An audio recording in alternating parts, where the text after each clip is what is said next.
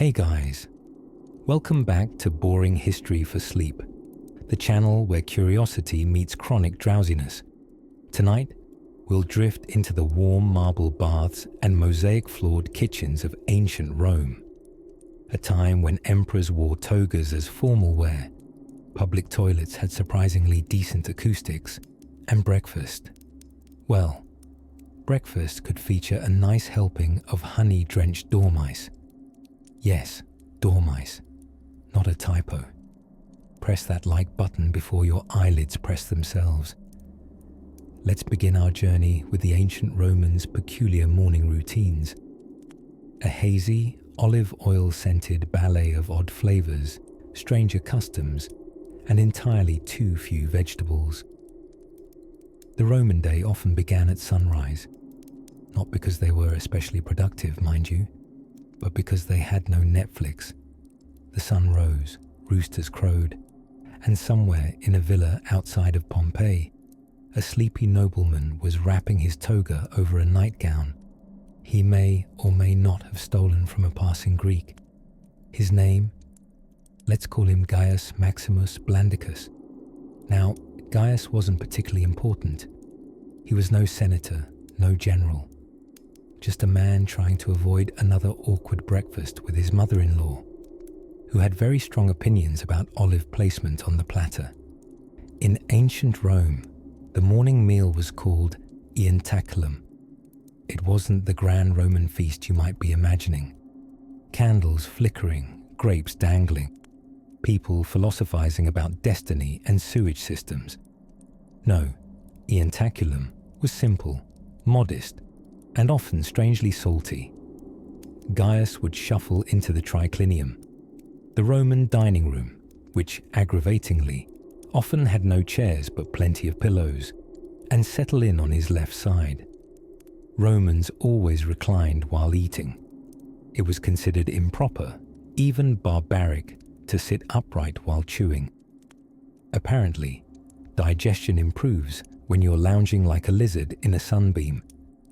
This partial horizontal breakfast might include a handful of olives, a slab of yesterday's bread dipped in watered-down wine, some cheese that definitely wasn't refrigerated, and, if the gods were feeling generous, figs still clinging to the illusion of ripeness. Occasionally, Gaius treated himself to sausages. Roman sausages were made from a cheerful mix of pork, spices, and hope. They were sometimes even hung in the atrium to dry, right next to Grandma's laundry and whatever unfortunate animal had been offered to Mercury that week. But meat wasn't everyday fare for the average Roman. Most of Gaius's less fortunate countrymen, the ones without atriums or mother-in-laws, likely fueled up with porridge, pools, made of spelt, water, and deep existential dread. Maybe some honey, if they were lucky. Maybe some dust, if they weren't. Speaking of honey, the Romans loved the stuff. They put it on everything: fish, fruit, wine, possibly their uncles. Sweetness was a sign of luxury, and bees were basically the tiny winged baristas of the empire. Honey was their syrup of choice, partly because sugar hadn't arrived yet, and partly because bees worked for free and never once unionized. Now, somewhere between his sips of barley wine and bites of regret bread, Gaius might pause and perform his obligatory morning gestures to the lares, those charming little household gods who watched over everything from family harmony to whether or not you stepped in a puddle of goat on the way to work. Tiny shrines to the lares were tucked into corners of every Roman home, adorned with candles, little cups, and sometimes food offerings. Nothing says, "Please protect my property," like giving the gods your leftover lentils. Gaius would mutter a few words of gratitude, toss a crumb, then immediately regret wasting food when his wife walked in and reminded him that lentils cost money. From here, our toga-clad hero might don his sandals and head out into the streets of Rome. dodging vendors, philosophers, and civic chaos, all powered solely by a carb-heavy breakfast and centuries of inherited Roman pride. But before he sets out into the cacophony of canals, temples, and questionable street performers dressed as Eros, Gaius Maximus Blandicus stops. He takes one last bite of that mildly stale olive bread, smiles faintly at the sun-soaked mosaic under his feet, and decides that life, while puzzling, is passably edible. And so, tucked between religion and refrigeration, salt and sanctity, the Roman breakfast was less about culinary glory and more about surviving until lunch. Next time, we'll open the heavy cedar doors of the Roman toilet, public, communal, and disturbingly social, where conversation was common, but hand soap absolutely wasn't. Sleep gently, dear historian. Latrines, gossip, and the symphony of public toilets. Let's ease back in time to a place where marble echoed under sandal soles, and the air smelled faintly of olives, wine, and something less poetic. Ah yes, the Roman public toilet. Now, I know what you're thinking. That sounds about as relaxing as a catapult to the face. But trust me, there's something surprisingly peaceful and strangely communal about how the Romans conducted their daily downloads. Public latrines in ancient Rome weren't shameful little privacy pods like our modern bathrooms. No. These were grand social halls of marble benches side by side, holes perfectly cut like a row of polite mouths just waiting to listen. The Romans did not believe in solitude while relieving themselves. In fact, they scoffed at it. Imagine, if you will, a long stone bench with 20 friend-shaped holes carved into it, all evenly spaced, with running water elegantly coursing just underneath. Above this, perhaps a bit of graffiti. Some doodled Latin witticisms. Maybe a complaint about the grain supply.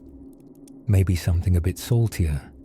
And now picture dozens of toga-clad citizens, senators, shopkeepers, all walks of Roman life, men and women, in separate facilities mostly, sitting shoulder to shoulder, discussing politics, taxes, gladiator gossip, and which wines were giving them heartburn, all while multitasking.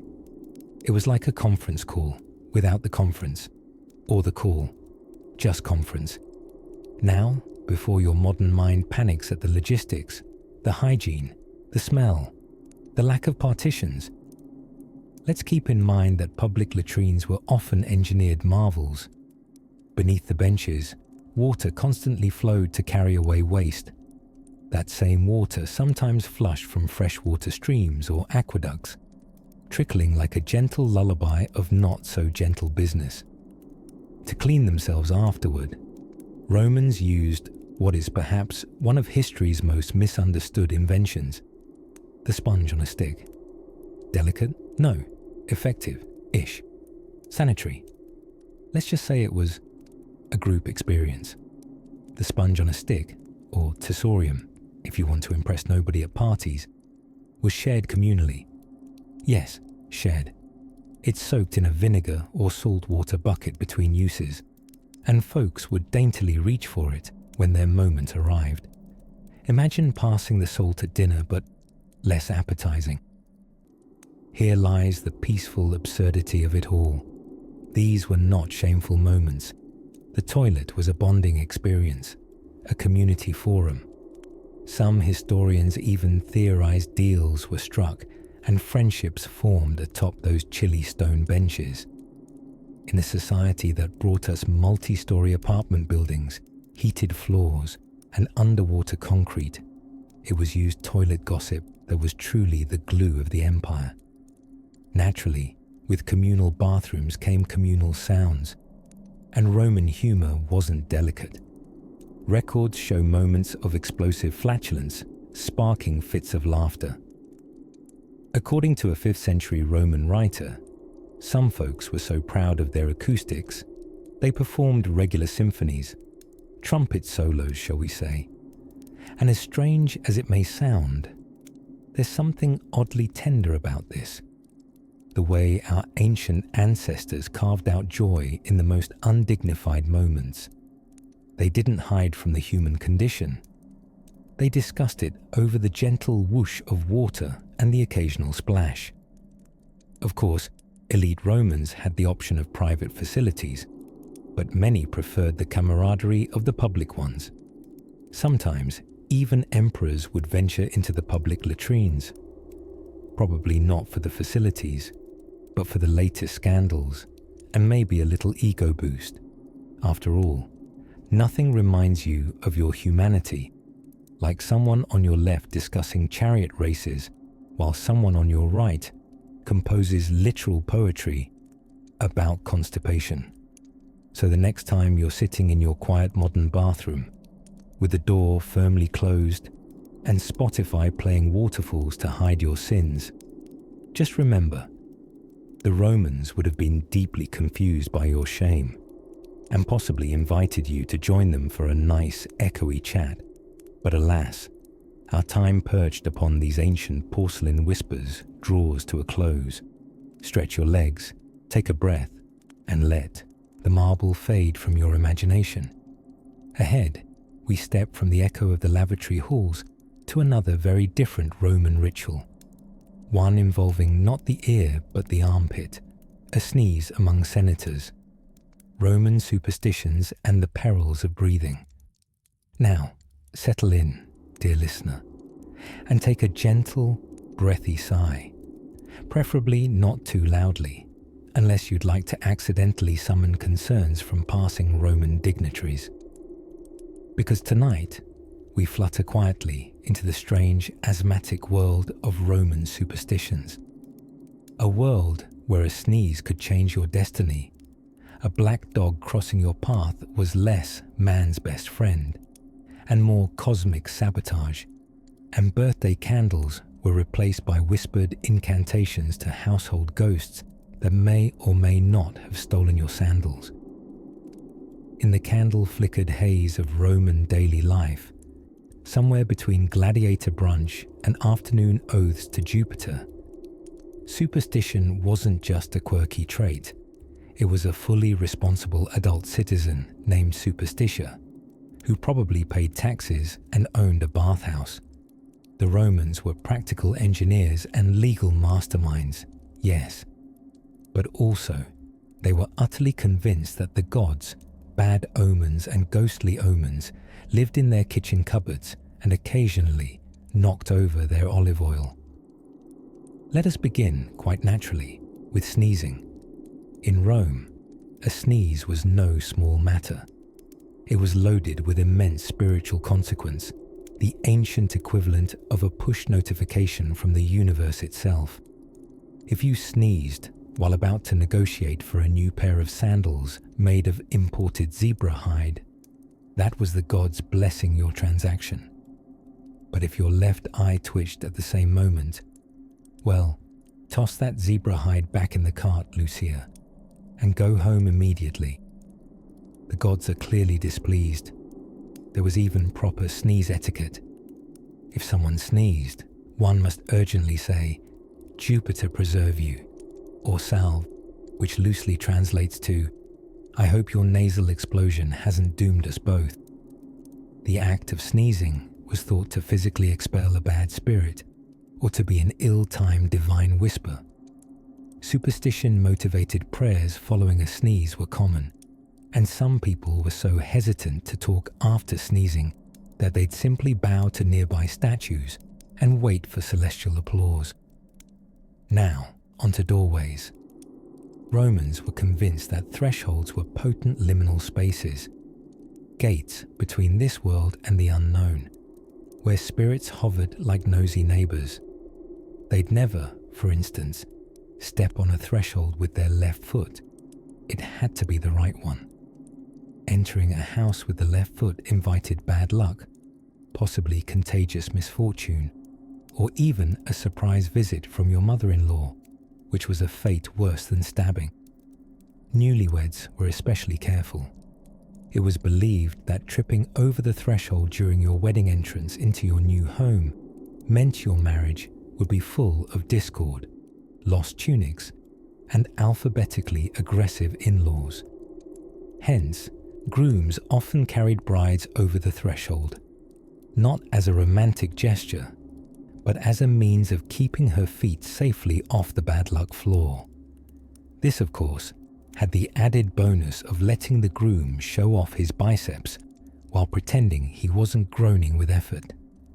Speaking of unfortunate steps, black dogs were not welcome in Roman pathways.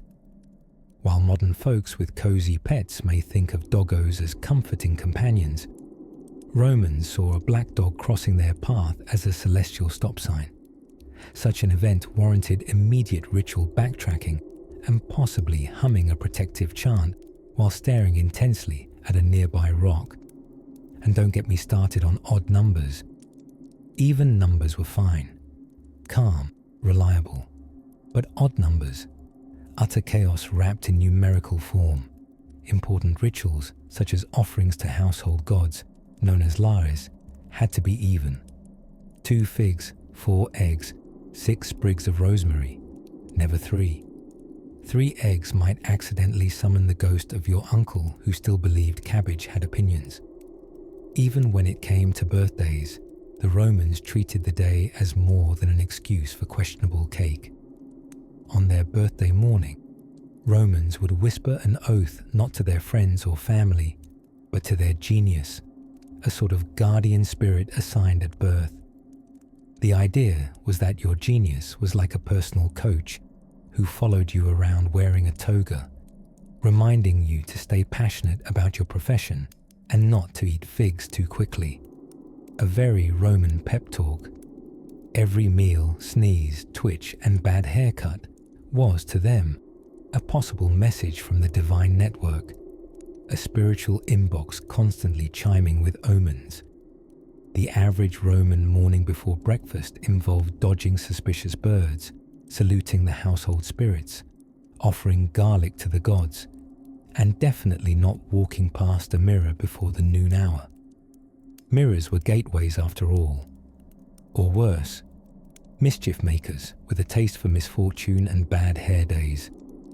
So next time you feel a sneeze coming on, pause, offer a nod to Jupiter, and consider whether stepping out with your left foot would be worth inviting a squirrel-shaped omen into your week. And now, with dreams of toga-clad spirits and cosmic black dogs gently barking through the marble alleys of Rome, let's wander toward our next slumber-soaked mystery, where cleanliness met calamity in the steamy world of Roman public baths, the scent of empire, Roman obsession with public perfume. Picture it. The marble colonnades of ancient Rome glimmer softly in the Mediterranean sun. A breeze shuffles through togas like curious fingers. Somewhere nearby, an amphora is being uncorked, but not to pour wine. No, this amphora is full of liquid perfume. Eau d'Empire, if you will. The ancient Romans, who conquered continents, drafted legislation that still echoes through legal systems today, and invented concrete, were also unapologetically obsessed with smelling good. Or at least smelling better than the streets of Rome, which, let's be honest, often smelled like 12 kinds of fermented regret. Now, one might assume that personal hygiene in the ancient world was about as glamorous as a goat in a mudslide. But in truth, many Romans took their scents very seriously, and not in a subtle, one drop behind the ear way. No, dear listener, these people marinated. Public baths, those grand steamy temples of slapdash nudity and social politics, were as much a fragrance festival as they were a hygiene ritual.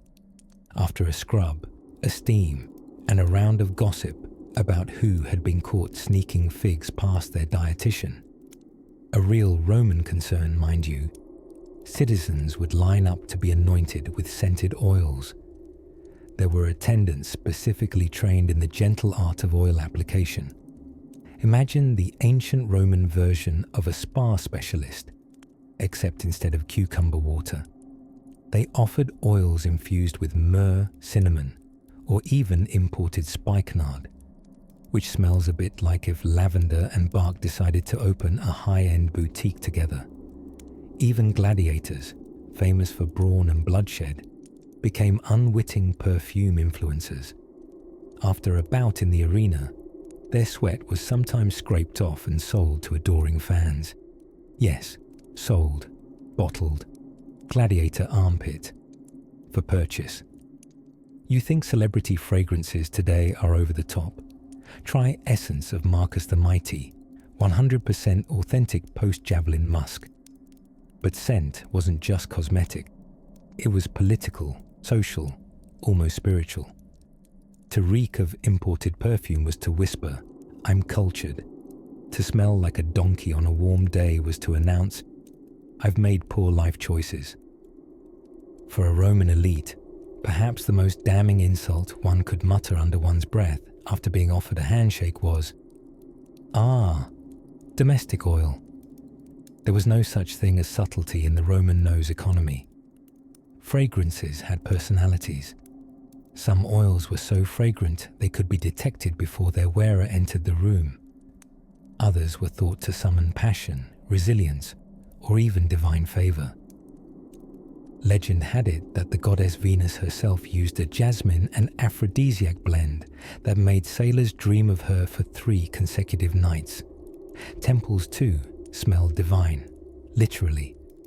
Priests burned incense not only to please the gods, but to mask the aroma of the sacrificial side hustle happening out back. A heavenly haze of frankincense and burnt pastry crust, if you like that sort of thing. Homes weren't left behind in this olfactory arms race. Wealthy Romans filled their dining rooms with flower garlands and perfumed the air with rosewater misted gently from hand fans. It was less Martha Stewart, more Venus on a budget. Some even perfumed their pet dogs. Yes, Fido too was made to smell like lilies and cinnamon, which is a confusing message to send to a guard dog. Now, before we drift too far into the scented mists of time, let's pause and consider this curious contradiction. The same empire that gave us perfume warriors and jasmine courtyards also had streets running with human waste and the occasional surprise goose attack. Romans lived in a juxtaposition of splendor and squalor, and somewhere in between, perhaps elbow deep in an oil jar, was an honest attempt to make life just a little prettier than it was. So if you ever wonder why your scented candle brings you peace, or why a whiff of lavender sends you daydreaming back to simpler days, remember, you're not alone. Somewhere, a Roman in sandals felt exactly the same, with a touch more ambition and a lot more body oil. Now, gently stay relaxed as we ease toward an even stranger ritual, one with fewer flowers and considerably more urine. Yes, the next stop on our sleepy stroll through Roman daily life involves unexpected ingredients in the quest for dental hygiene. Sweet dreams of scented warriors, friend. We'll see you at the spit bucket. Dinner begins at breakfast, Roman appetites and midnight snacks. Drift with me, if you will, into the bustling heart of a Roman domus at daybreak, where the marble floors are cool underfoot and the olive oil lamps flicker out with a final sputtered sigh. The Romans, as you're about to find out, treated eating not merely as a necessity, but as a fine art, a public performance, and an excuse to spend 6 hours reclining on a pillow, texting a friend in cursive with a stylus on wax. To ease gently into the day, most Romans began with a meal so modest it barely blinked awake, the ientaculum, or breakfast. It was less scrambled eggs with latte in the works, and more dry bread meets wine in what can only be described as an emotionally distant relationship. Sometimes sharp cheese or olives might shuffle groggily onto the plate. If you were wealthy, maybe a date or two. But the most luxurious addition to breakfast? Silence. Romans didn't chit-chat in the morning. Breakfast was swift, Spartan, and usually consumed while standing, slouching, or eyeing a passing chariot. This was the warm-up act for what they really cared about, feasting fabulously and often dramatically later in the day. Lunch, or prandium, was similarly humble. Think leftovers, a cold cut of boiled vegetables, and something pickled that vaguely remembered being a fish. Some Roman scholars took pride in skipping lunch altogether, a flex of discipline so admired that Seneca, ever the Stoic philosopher, once bragged about making it all the way from yesterday's dinner to today's poetry reading on nothing but a grape and sheer willpower. But, oh, dinner, the cena. Roman dinners were the grand opera of their daily rhythm, the 5-act play where frothy conversation mingled with roasted dormice and deeply questionable fish sauces. For the upper crust of Roman society, dinner began at twilight and ended sometime before someone fell asleep on a puddle of melted honey cakes. Let's gently recline onto the cushioned triclinium, the 3-sided dining couch, because yes, Romans ate while lying on their sides, left elbow down, right hand free for nibbling, which sounds elegant until you attempt to skewer a snail with a toothpick while horizontal. Roman elite meals followed a sacred procession, the gustatio, or appetizers, a parade of delicacies such as deviled eggs, really, sea urchins, and asparagus pickled in brine so intense it once startled a senator into early retirement. The pièce de résistance, garum, the Roman condiment of choice, a fermented fish sauce so pungent it allowed dinner guests to identify the chef from 3 courtyards away.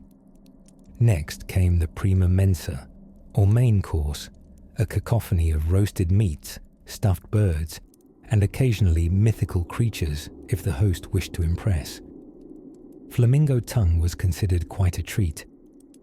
Pliny the Elder once grumbled about the extravagance of serving peacock brains, but secretly tried too. To wash it down, copious wine, but always diluted with water. Drinking it straight was the mark of a barbarian or someone with truly nothing left to lose. The Romans had a system for mixing wine, involving ratios that require 3 servants, 1 mathematician, and occasionally a goat. By the end of the night, people were either deeply inspired or asleep in the fountain. Finally, the secunda mensa, or dessert, drifted in like a sweet dream. Honey cakes, dates, nuts, and fruits dusted with spices. Nothing screams noble decadence like figs stuffed with pine nuts and smothered in honey, while a boy recites poetry beside a singing lyre. Of course, dinner wasn't just about the food. It was theatre, status, entertainment. Musicians played, poets recited verses, jugglers juggled what we pray were apples, and sometimes philosophers would quietly debate existence while chewing on a fig. Important political decisions were often made mid-bite between opinions on pork preparation. Now you may be wondering, if dinner lasted so long, did the Romans ever get the midnight munchies? They did, but this is Rome, and even snacking came with form. Enter the commissatio, an after-party for the truly committed. Picture wine, hilarity, and the occasional literal toast. Burnt bread, dipped in wine, serenaded by someone's uncle. Think of it as the Roman version of drunken karaoke, but with more oil lamps and less Bon Jovi.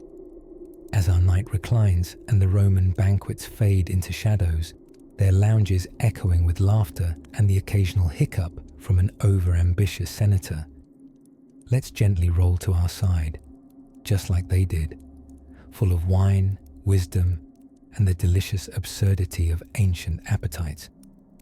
Next, we'll drift into a place even more peculiar than Roman dining rooms, public toilets, where the conversation continued, whether you wanted it to or not. When Romans cleaned with urine, it may come as a surprise, but for the ancient Romans, a fresh start to the day sometimes involves something truly golden. And by golden, I mean the unmistakably yellow kind. Urine.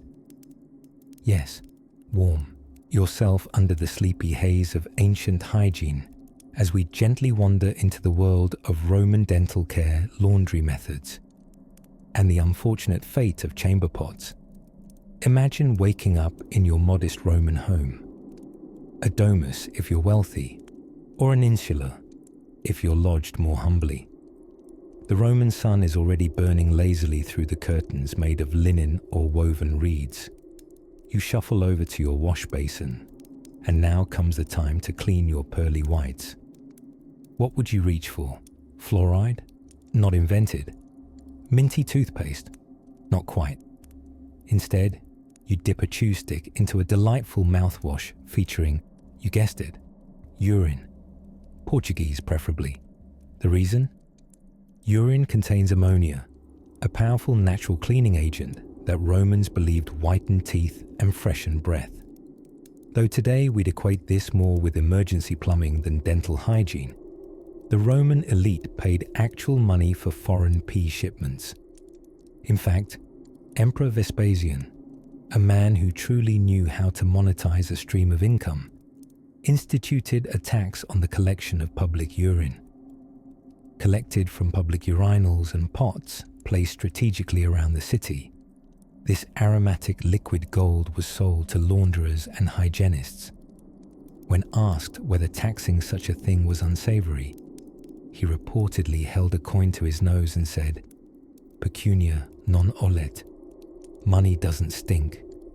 And in that moment, the phrase became immortal, and probably slightly damp. Laundering clothes involves stepping into vats, sometimes knee-deep, filled with water full as earth, and the same radiantly golden cleanser. Slaves or workers would dance about in togas and tunics that sloshed and clung with the weight of yesterday's sweat and today's improvements.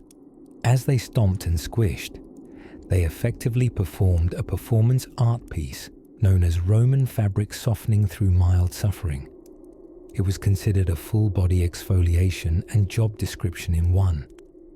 These fullers, or fullonica workers, were vital to Roman society, making sure the wealthy could wear dazzlingly white garments. Think of it as the ancient dry cleaners, with a little more aroma and a lot more footwork. Clean clothes came at the price of dignity, and scented candles that hadn't been invented yet. But even the most unflappable Roman had moments of second-guessing. Imagine hosting a dinner party, lounging sumptuously on your side on a triclinia couch, garland of ivy upon your curls, when someone leans in and whispers, "Your toga smells wonderfully, earthy." You'd smile, pretending not to wonder if they knew your laundress used a particularly piquant vintage. Now, waste management in Rome was both advanced and boldly communal. Public latrines were long marble benches with keyhole-shaped cutouts where people sat openly, chatting with neighbors during their, shall we say, meditative moments. Sponges on sticks, the infamous tessorium, were shared among guests, rinsed in salt water or vinegar between uses, a system of open conversation, open floor plans, and very open hygiene. However, urine didn't just glory in personal hygiene and performance laundry art. It starred in other less celebrated roles, leather tanning, hair dye mixing, even cleaning metal armor. A truly versatile vintage. We mustn't judge too harshly. After all, future historians may scratch their powdered virtual heads trying to understand why we sanitized our hands 42 times a day while willingly eating food dyed electric orange. So next time you marvel at modern soap or toothpaste, perhaps whisper a quiet gratias to ancient Rome's brave mouthwash adventurers. The same people who gave us aqueducts also gave us the earliest known enthusiast-reviewed bottle of eau de ammonia. Rest now, weary traveller of strange pasts. Let the sounds of sandals on marble, the distant splash of a laver basin, and the gentle fizz of fermented cleaner lull you into dreams. Close your eyes and exhale the scent of lavender, or anything but the lungs of a Roman laundromat. We'll drift gently onward next, past soap and slosh, and into the kitchens of ancient Rome, where seasoning included more than just salt. The ritual of the midday vomitorium picture, a sun-soaked Roman villa glinting like polished marble under the Mediterranean sky. The fountain in the atrium babbles with measured joy. A peacock struts nearby, looking deeply self-important. And near the centre of the triclinium, the Roman dining room, you'll find Lucius Maximus, nobleman, senator, and proud owner of a wine stain the shape of the province of Britannia on his toga. Lucius, along with his esteemed guests, is lounging sideways on a couch while being hand-fed dormice glazed with honey and poppy seeds. It is the 7th course of today's midday meal. And yes, he's already unfastened his belt a little, but the roast flamingo is still to come. You see, eating in ancient Rome wasn't just a necessity. It was theatre, it was performance art, and like any good drama, it required an intermission. Welcome to the curious and oft misunderstood world of the Roman vomitorium. Now, before you envision an actual room painted in tile mosaics reading "Please vomit here," let's clarify. Vomitorium, in its original use, didn't mean a place to purge one's stomach, but rather referred to an architectural feature, corridors in amphitheatres through which crowds could rapidly spew forth, like people exiting gladiator fights with the same enthusiasm you'd find at modern-day concerts. But alas, popular imagination and certain 19th century writers with a flair for the dramatic ran with the idea that Romans deliberately pause feast to vomit and continue gorging. While the term didn't mean that, the actual habit of making some room during lavish meals, that might have a dainty little truth behind it. There are accounts from ancient authors, Seneca for instance, who rolled his eyes or quill at extravagant banquet goers who would regurgitate food to make room for more. And some particularly indulgent nobles may have kept feathers or oil by their side for just such occasions. Not quite a Roman tradition, but rather a very rich person's questionable Tuesday. So, no, not everyone in Rome was daintily vomiting between courses, but a few highly dedicated gastronauts chasing the elusive 7th helping of sea urchins may have flirted with the idea. But lavish feasting, even without spontaneous purging, was very much a national sport. Romans had a deep fondness for extended dining experiences, quina, carried on in measured excess for hours.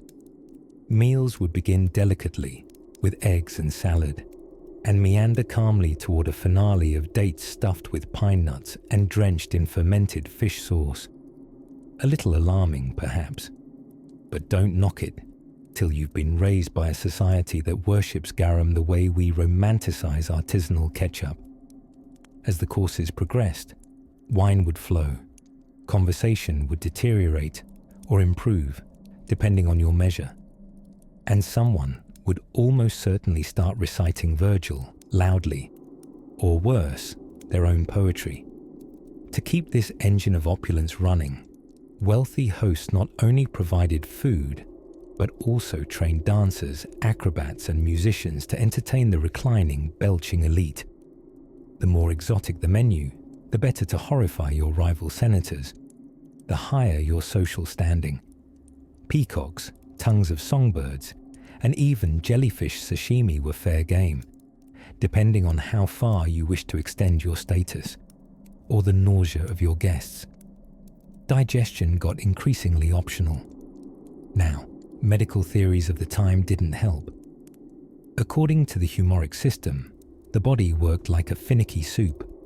Too much of one humour, say black bile, and kaput, you're melancholic. Stick a feather down your throat, on the other hand, and you're just balancing the elements. A few ambitious eaters likely saw expelling their meal mid-banquet, not as gluttony, but as an oddly noble expression of health and bodily regulation. It was a sort of ancient biohacking. Eat lavishly, pause for a therapeutic purge, then re-immerse in the baked figs without greasing your conscience. I'd imagine pomegranate seeds tasted confusing on the way back up, but for the average Roman, the butcher, the tile maker, the woman selling olive oil by the amphora, meals were simpler. Bread, beans, a scoop of porridge if you were lucky. These folks didn't keep a feather in their tunic out of luxury, but perhaps to shoo flies away from the lentils. Today, we remember the word vomitorium and think of dramatic decadence. But the truth, like all good Roman meals, is a bit messier and comes with a side of fish sauce. So as Lucius Maximus reclines a little further, loosens his belt another notch, and delicately eyes a fig-stuffed partridge on the horizon, we ease ever deeper into the softer shadows of his bizarre, glistening world. And in the next cozy little page of Roman life, we'll turn our dreaming eyes towards sacred chickens and why no Roman general went to war without one. Public baths, private problems. In the sleepy glow of Rome's eternal dusk, as the last carts rolled slowly through the cobbled streets, and the scent of olive oil, wine, and gladiator sweat clung to the warm stones, the citizens of the empire began their most cherished and peculiar ritual of daily life: the public baths. Now, when we think of public bathing today, we might imagine a serene spa, perhaps with cucumber water, soothing string quartets, and the gentle recurring sound of a waterfall someone paid far too much for. Ancient Romans, however, preferred their cleanliness with a side of chaos. A visit to the thermae, as the great communal bathhouses were called, was less a relaxing soak and more a bustling social circus wrapped in steam. These weren't just places to wash off the grime of the forum. They were vital to Roman identity, as foundational as togas and tax evasion. Entry was often cheap, sometimes even free, if a wealthy patron had decided to sponsor the people's cleanliness that week. You'd walk in to be greeted by a scene not altogether unlike a modern shopping mall, just with fewer clothes and significantly more olive oil. Roman baths were divided into sections, like some kind of steamy human conveyor belt. The apoditerium to strip off your garments, the tepidarium for a warm welcome, the caldarium where temperatures climbed to small dragon levels, and finally the frigidarium, home of the breath-stealing cold plunge. Sounds methodical, doesn't it? But here's the thing, the Romans didn't believe in soap, not entirely. Instead, they oiled their bodies, yes, head to toe, with fragrant olive oil. Then, in a moment best described as both elegant and extremely sticky, they scraped it all off using a curved metal instrument called a strigil. Imagine slipping into a room packed with glistening olive-oiled citizens, all rhythmically scraping themselves clean with bronze spatulas, as if auditioning for a synchronized slathering competition. It was like a salad bar had been reinterpreted by a very ambitious theatre troupe. Of course, bathing wasn't a solitary affair. It was a hub for gossip, politics, business deals, philosophical musings, and quite a bit of belching. Sharing a bath with your senator, your baker, And perhaps your gladiator neighbor was not only accepted, it was expected. Modesty? A curious foreign idea best left to the Greeks. Now the tricky part was hygiene. While the Romans were indeed marvelously thorough bathers, they were also, well, sharing everything, including bacteria. Didn't matter how many times you scraped those armpits with your best gold-plated strigil. If the water in your bath was being heated and reused by the masses, you were, quite literally, soaking in someone else's Tuesday. Oh, and the sandals. Romans never entered barefoot. Never. That bathhouse floor was a mysterious soup of oil, water, hair, and various things best left unnamed. One could argue the Roman sandal was invented more as a flotation device for dignity than a fashion statement. And yet, the baths were beautiful. Grand mosaics underfoot, intricate columns reaching to domed ceilings painted with stars, all bathed in filtered light and fragrant with rose petals, smoke, and the scent of warm stone. It was a sensory poem in marble and steam, even if the occasional toenail floated past.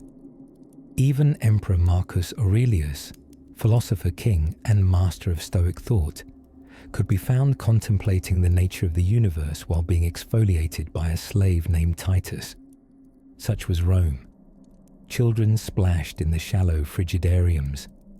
Philosophers waxed lyrical about the nature of aging in the Laconium's dry warmth. Old women gossiped about the latest affair between the baker's wife and the spice merchant from Syria. One could say that Romans were never cleaner, or more deliciously contaminated. When evening fell, and the baths began to empty, you might catch a glimpse of a freshly oiled patrician adjusting his toga just so, cheeks shining with civic pride and olive residue. He'd been purified by heat, conversation, and the gentle scrub of a stranger's loofah. And as he walked home under Rome's star-choked sky, he would at last be ready for dinner, a nap, and perhaps to step in something unfortunate deposited by an unguided donkey. But that's a discussion for another moonlit moment, when dinner itself takes a turn into the utterly bizarre. The art of snail-based beauty serums. As twilight dipped its golden fingers over the Tiber River, and Rome's red-tiled rooftops basked in the last of the sun's daily drama, a surprisingly squeaky ritual was taking place in highborn homes. One involving snails, scented oils, and a rather slipperier version of self-care. You see, while most of us today are conditioned to associate beauty with moisturizers that sound like laboratory spells, peptides, hyaluronic acid, and the tears of well-rested unicorns, the ancient Romans had their own go-to elixir for a youthful glow. Snail mucin, yes, snail slime, escargot extrait, goo of garden gastropod.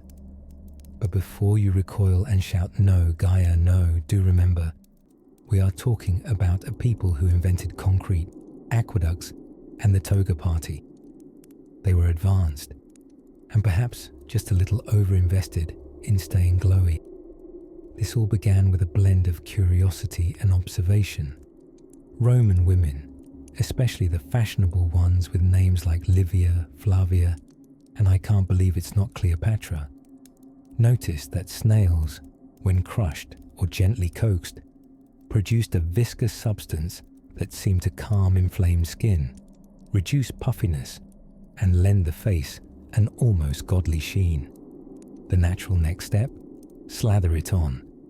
But of course, one does not simply apply snail on one's face like yesterday's bread.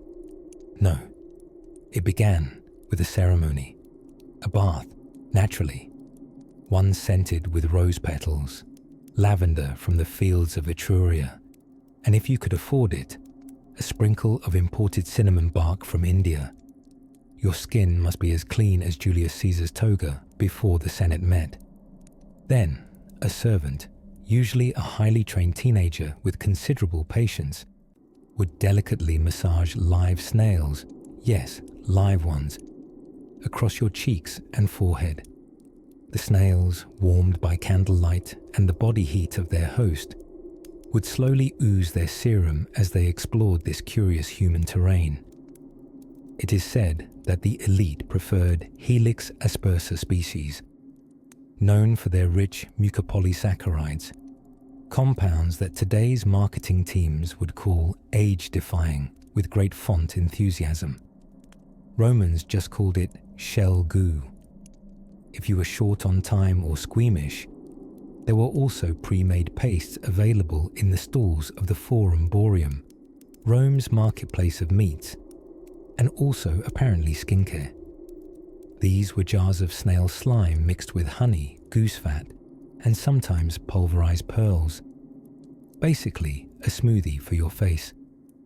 The Roman poet Ovid, who really did seem to know far too much about beauty regimens for someone who also wrote epic poems about gods seducing swans, even wrote, "Apply the gentle trail of the snail, long may your cheeks echo the moonlight." Now, as weird as this sounds, while you lie in your very snail-free bed, modern science has tiptoed back into this trail. Snail mucin really does contain compounds that help the skin heal and hydrate. So perhaps those Roman ladies were onto something after all. But like all things Roman, snail therapy also came with gossip. According to Pliny the Elder, Rome's answer to Wikipedia, if Wikipedia had outstanding beard volume. The overuse of the slime could leave one looking eternally damp and slightly bewildered. Whether that was a medical observation or just Pliny being Pliny, we'll never quite know. Some more daring citizens even used the snails internally. That is, they ate them for skin health. A breakfast of boiled snails and barley porridge, followed by a patrician burp and a wish for clearer pores. So next time your skin feels a little dry, imagine lying on a marble chaise, candlelight flickering, as a trio of snails performs a molluscan ballet across your brow. It's not that different, in spirit at least, from our spa facials, except significantly slower, slightly slimier, and absolutely more memorable. With that luxurious and lightly lubricated image in your mind, let yourself drift down into sleep. Soon, we'll explore a Roman habit that made their mouths tingle and their teeth very suspect, the peculiar passion of Roman Laundry Day. Let us wander now, not into a temple or a colosseum, but gently into the steamy, sun-warmed courtyards of ancient Rome, to explore a rather less glamorous corner of daily life. We're stepping softly into a world of soapy water, stomping feet, and surprisingly, urine. Yes, Roman Laundry Day. Now, before you furrow your brow or raise your pillow, trust me, this is where history gets quietly peculiar, like finding out your ancient ancestors used pee to brighten their togas, which they did. Quite a lot, actually. Let's close our eyes and go back to a quieter moment in an otherwise bustling Roman city. The sun bakes the stone streets into a warm afternoon lullaby. Listening closely, you might hear the watery giggle of fountains, the occasional clatter of a cartwheel, and down a side street, the rhythmic squish-squish of someone enthusiastically stomping on cloth. That's right, it's laundry in progress. The Romans called it a phallonica, a kind of full-service laundry establishment. These weren't tiny wash basins behind villas. No, these were organized, bustling businesses proudly operated by phallons, professional launderers. Imagine ancient dry cleaners if the dry in dry cleaning included several gallons of human biofluids and the scent of, well, vinegar and ambition. See, a good Roman appreciated a clean tunic. To march boldly through the forum with your hem slightly dingy was an embarrassment best reserved for slaves or philosophers.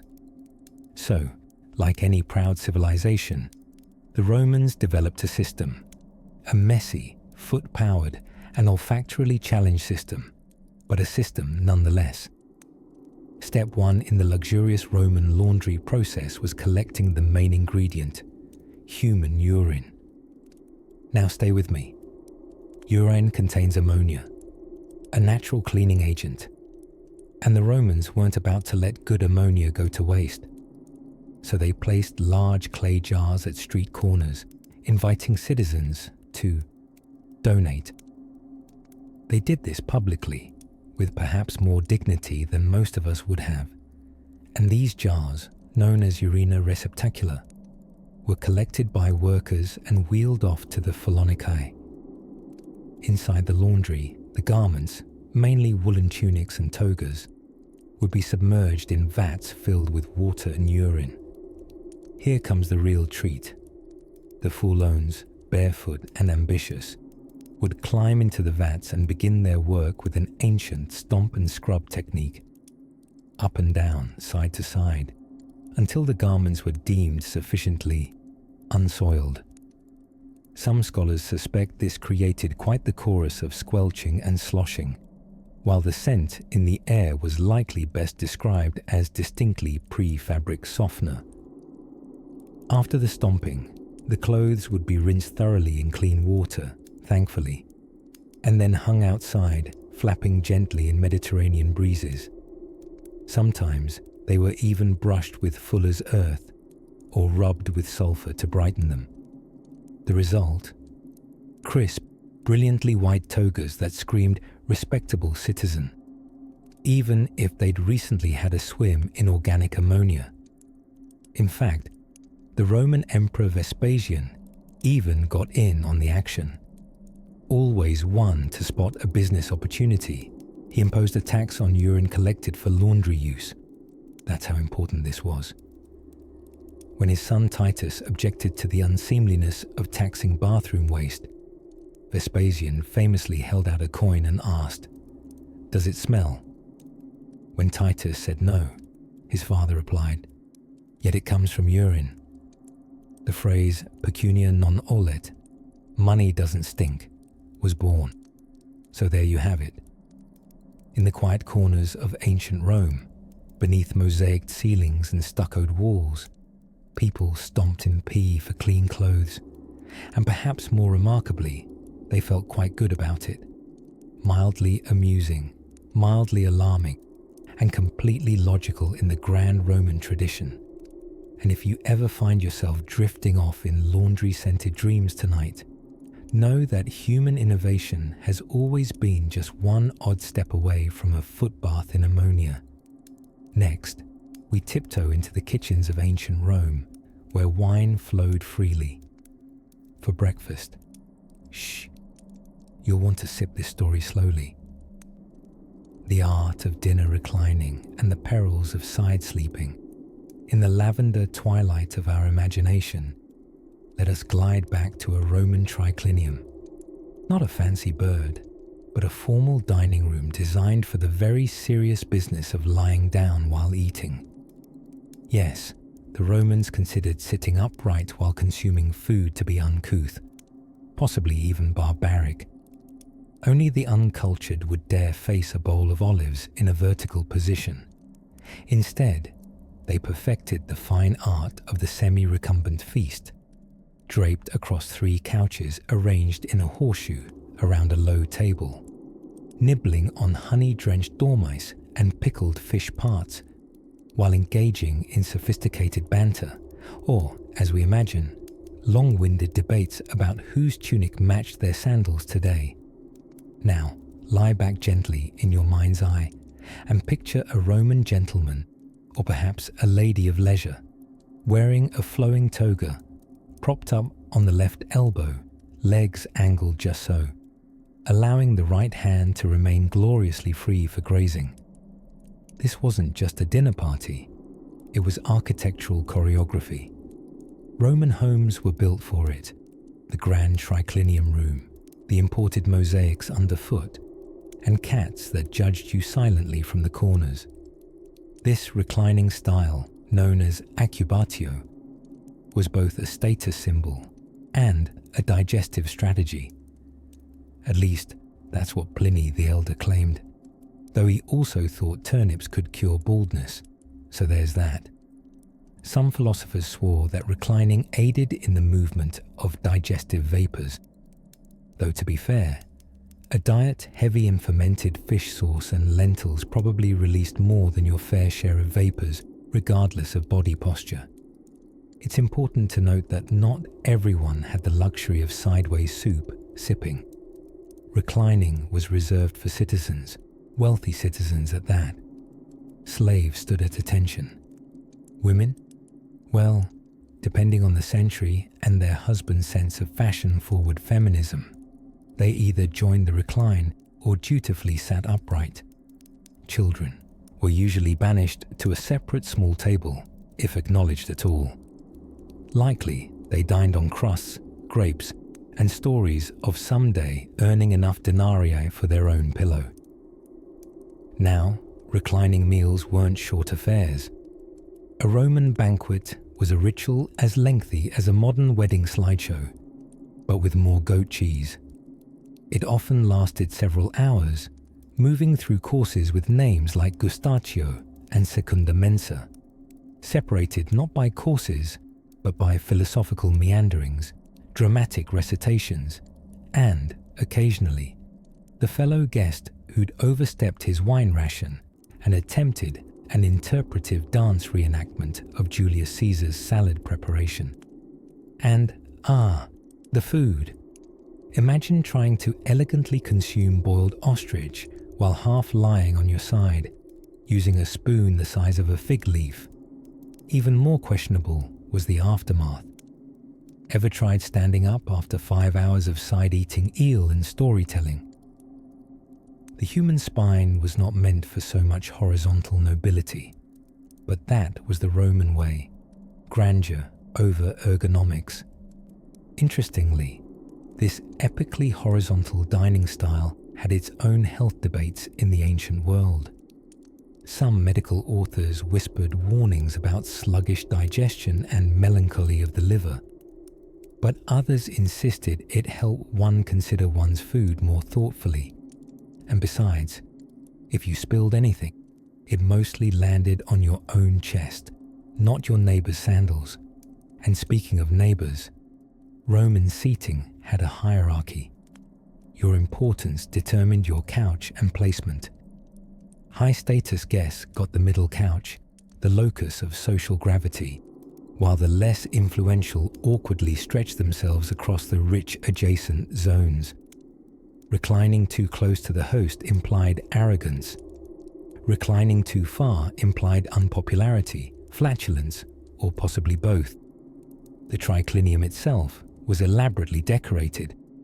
Walls painted with frescoes of mythological dinner parties that likely went far better than the real ones. There were chandeliers of bronze and marble fountains burbling politely in the corners, all gently reflecting the torchlight and the self-satisfaction of men who just invented indoor plumbing but still refused to use forks. By the end of the night, after the final course of candied fennel or drunken pomegranate seeds, the guests would rise, some gracefully, some with the wobbly dignity of someone who's been lying down in a toga for too long. They'd shuffle out into the moonlight, weighed down by both full bellies and several hours of mildly sarcastic Virgil quotes.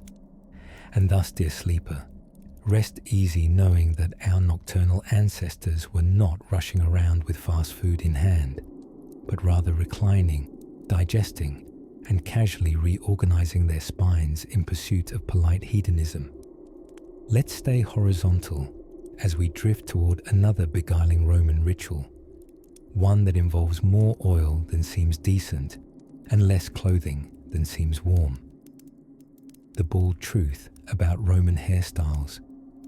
When we imagine ancient Romans, we might picture togas, marble statues with eyes that follow you, and lots of yelling in Latin about empire and glory. But today, we descend into something much more follicular. Yes, tonight's historical lullaby is all about hair, specifically the curious, sometimes comical, and occasionally quite dramatic hair habits of ancient Romans. Now, prepare yourself.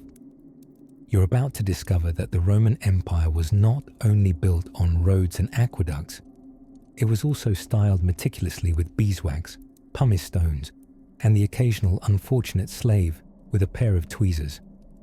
Let us begin with baldness. Glorious Caesar himself, conqueror of Gaul and serial Veni Vidi Vici heir, was famously follicularly challenged. The man made no secret of his receding hairline, and in fact, he cleverly masked it with a trademark comb forward and a laurel wreath.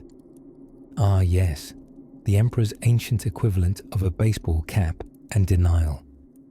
Baldness in Roman society was an odd blend of embarrassment and fashion statement. The young and hirsute prized their luscious locks, while the bald, who were often men of power and age, sometimes tried to cover it up with what can only be described as proto-hairpieces, often made from someone else's perfectly good hair. Some even imported wigs from India. The more exotic the follicle, the better the social status, one might say. Now, speaking of unwanted hair, the Romans, despite having no access to electrolysis or laser technology, were quite committed to the idea that smooth was dignified. Men didn't just shave their beards, they often removed all body hair, all of it. Chest, arms, legs, and yes, even there, it was considered more civilized, more Roman. Barbarian tribes, by contrast, were known to flaunt their bushy beards and general fuzziness, whereas your average Roman urbanite aimed to be as streamlined as a marble bust. But the methods of achieving this hairless ideal, less than relaxing. The wealthy employed slaves known as cosmetae, whose job included plucking individual hairs with tweezers or yanking them out with sticky resin. Some favored a gritty paste made of crushed stone mixed with various herbs, applied directly to the skin and then ideally not screamed at, while being scraped off again. And if you were impoverished and couldn't afford such luxuries, well, you might find a well-heated piece of pumice and get to work exfoliating everything, slowly, very slowly, while gritting your teeth and pretending grooming was glamorous. As for Roman women, the expectations piled even higher, both literally and vertically. Hairstyles were both status symbol and competitive sport. The more elaborate the tower of curls, braids, and ringlets atop your head, the more fashionable you were. Some wealthy women wore wigs made of Germanic or Gallic hair, usually blonde, which they considered the height of trendiness.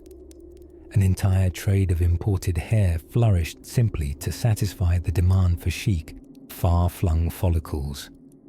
And not to be outdone, certain hairstyles were named after empresses. The Flavian wave didn't refer to a polite hand motion, but rather an intricately engineered updo perched upon the crown, like a sponge cake held steady by pins and prayer. Of course, these hairstyles required more than hands. Slaves were trained as ornatrices, skilled specifically in hairdressing. They would stand behind their mistresses for hours, weaving, pinning, and sometimes burning the hair into submission using heated metal rods, ancient curling irons that were more terror than tool. The poor, meanwhile, managed as best as they could, mostly with simpler styles, sometimes just tying their hair back with whatever string or ribbon wasn't currently holding something else together. But even among the lower classes, grooming still mattered. Public baths, equivalent to the Starbucks of ancient Rome, offered not just hygiene, but a chance to display one's finely waxed calves or a recently polished scalp. Oh, and before we forget, eyebrows. Romans were obsessed with them. Unibrows, believe it or not, were briefly fashionable. Women would even draw them in if they didn't have them naturally, connecting both brows into a single majestic line of sultry mystery. Think of it as the ancient version of a smoky eye, but more singular. There you have it. Rome, empire of eagles, emperors, and extremely high-maintenance grooming rituals. So the next time you hesitate before plucking a single eyebrow hair, remember, at least no one's heating a metal rod over charcoal to give you soft curls. And now, as we leave these coiffured citizens lining the streets of marble, let's drift toward a more aromatic topic. Yes, something truly magical and slightly smelly. We'll soon explore the strange, surprisingly spiritual world of Roman perfume, and where exactly they thought the divine came from. The salad that started a Senate debate. Close your eyes, dear listener, and picture a Roman villa gleaming beneath an amber sunset, vines winding sensuously around columns, olive trees brushing their silver-green leaves against the breeze, the scent of lavender coasting on warm air, all very peaceful, until someone dares to question the correct number of egg yolks in a proper garum-based salad dressing. You see, in a world before TikTok food influencers and aggressively passionate Yelp reviewers, the ancient Romans walked so that modern food snobs could run, their culinary rituals bordered on theatrical. Devout in their love for layered flavors, temperature-controlled dining rooms, and, most importantly, the daily practice of hortulanus philosophia, or, loosely translated, vegetable-based overthinking. Let us travel to the triclinium, that reclining dreamscape where Romans gathered 3 times a day to eat, gossip, and recline at precisely the right angle so that both their digestion and pride could remain intact. But before the roast, dormice and fig-stuffed songbirds arrived. There was the salad. Oh yes, the humble salad. You might scoff, thinking how thrilling can a handful of chicory and endive really be? But to the Roman elite, the salad was not an appetizer. It was a proclamation. It said, "I own land in Gaul," or "I understand cumin" at a metaphysical level. Served during the gustatio, or appetizer course, many Roman salads were built like philosophical quandaries. A little lettuce, cultivated in moonlight, to ensure it didn't anger Mars. A sprinkle of mint, not too much, lest it provoke lascivious thoughts. Cucumbers sliced by a servant specifically trained in symmetrical cuts, because apparently war wasn't the only chaotic threat they feared. Then there was the dressing, or as they called it, conditum. This could involve fermented fish sauce, garum, vinegar made from spoiled Falernian wine, and just the right kiss of honey, which, let's be honest, someone probably tasted a dozen times before reaching optimum sweetness quota. In some recipes, the dressing was heated and allowed to cast its aroma across the table like a perfume battle cry. And if you were especially fancy, and nearly everyone tried to be, you might summon the services of a conditor cocus, a sort of salad shaman. It was his job to stand beside lacquered silverware while solemnly sprinkling powdered silphium, a now extinct plant that was so adored. It's believed the Romans harvested it to death. That's right, a herbaceous extinction, all for slightly spicier vinaigrette. Roman philosopher and famed salad critic, probably, Cicero, once reportedly argued with a fellow senator about the philosophical implications of including apricots in a late spring herba bowl. When the man insisted on introducing fruit into what Cicero felt must remain pure and leafy, the argument escalated to the chamber floor. The salad, tragically overlooked by later historians, was dubbed morally unanchored. But it wasn't just patricians deep in their olive oil musings.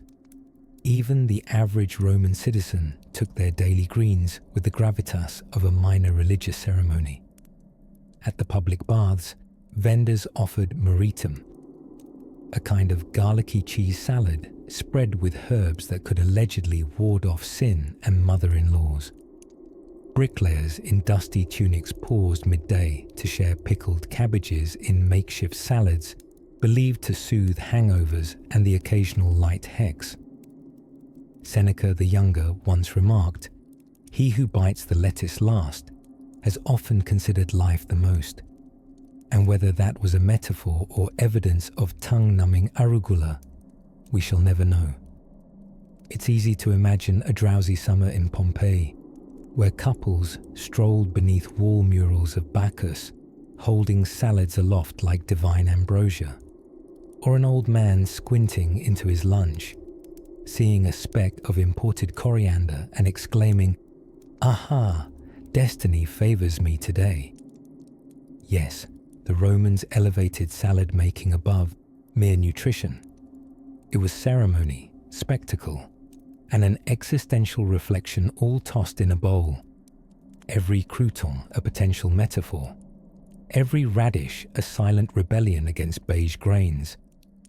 So as you curl further into your pillow, think on the courage of the Roman salad tosser, who walked boldly into the forum, holding a bowl of vinegar-drenched chicory, and said, "Yes, this is who I choose to be today." And while your dreams await, we'll next unravel something a bit more intoxicating and surprisingly fungal. Peacocks, perfume, and the midnight flatulence ban. By the time the Roman Empire hit its socially anxious high point, which, let's be honest, was somewhere between public vomitoria and private bathhouse poetry readings, daily rituals had reached an exquisite blend of opulence, excess, and mild gastrointestinal distress. Let's dim the torchlight and slowly tiptoe into one of the stranger corners of ancient Roman living, their deeply rooted obsession with smell, and their wonderfully weird attempts to manage it. Let us begin with the peacock. Not just the bird, but the bird stewed, roasted, and excessively perfumed. Wealthy Roman banquets weren't just a gastronomic affair.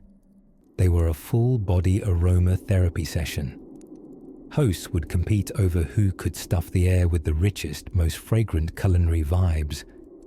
Rose petals were scattered across the floors, so guests could squish them rhythmically with their sandaled feet as they ate, releasing gentle oil and scent into the air.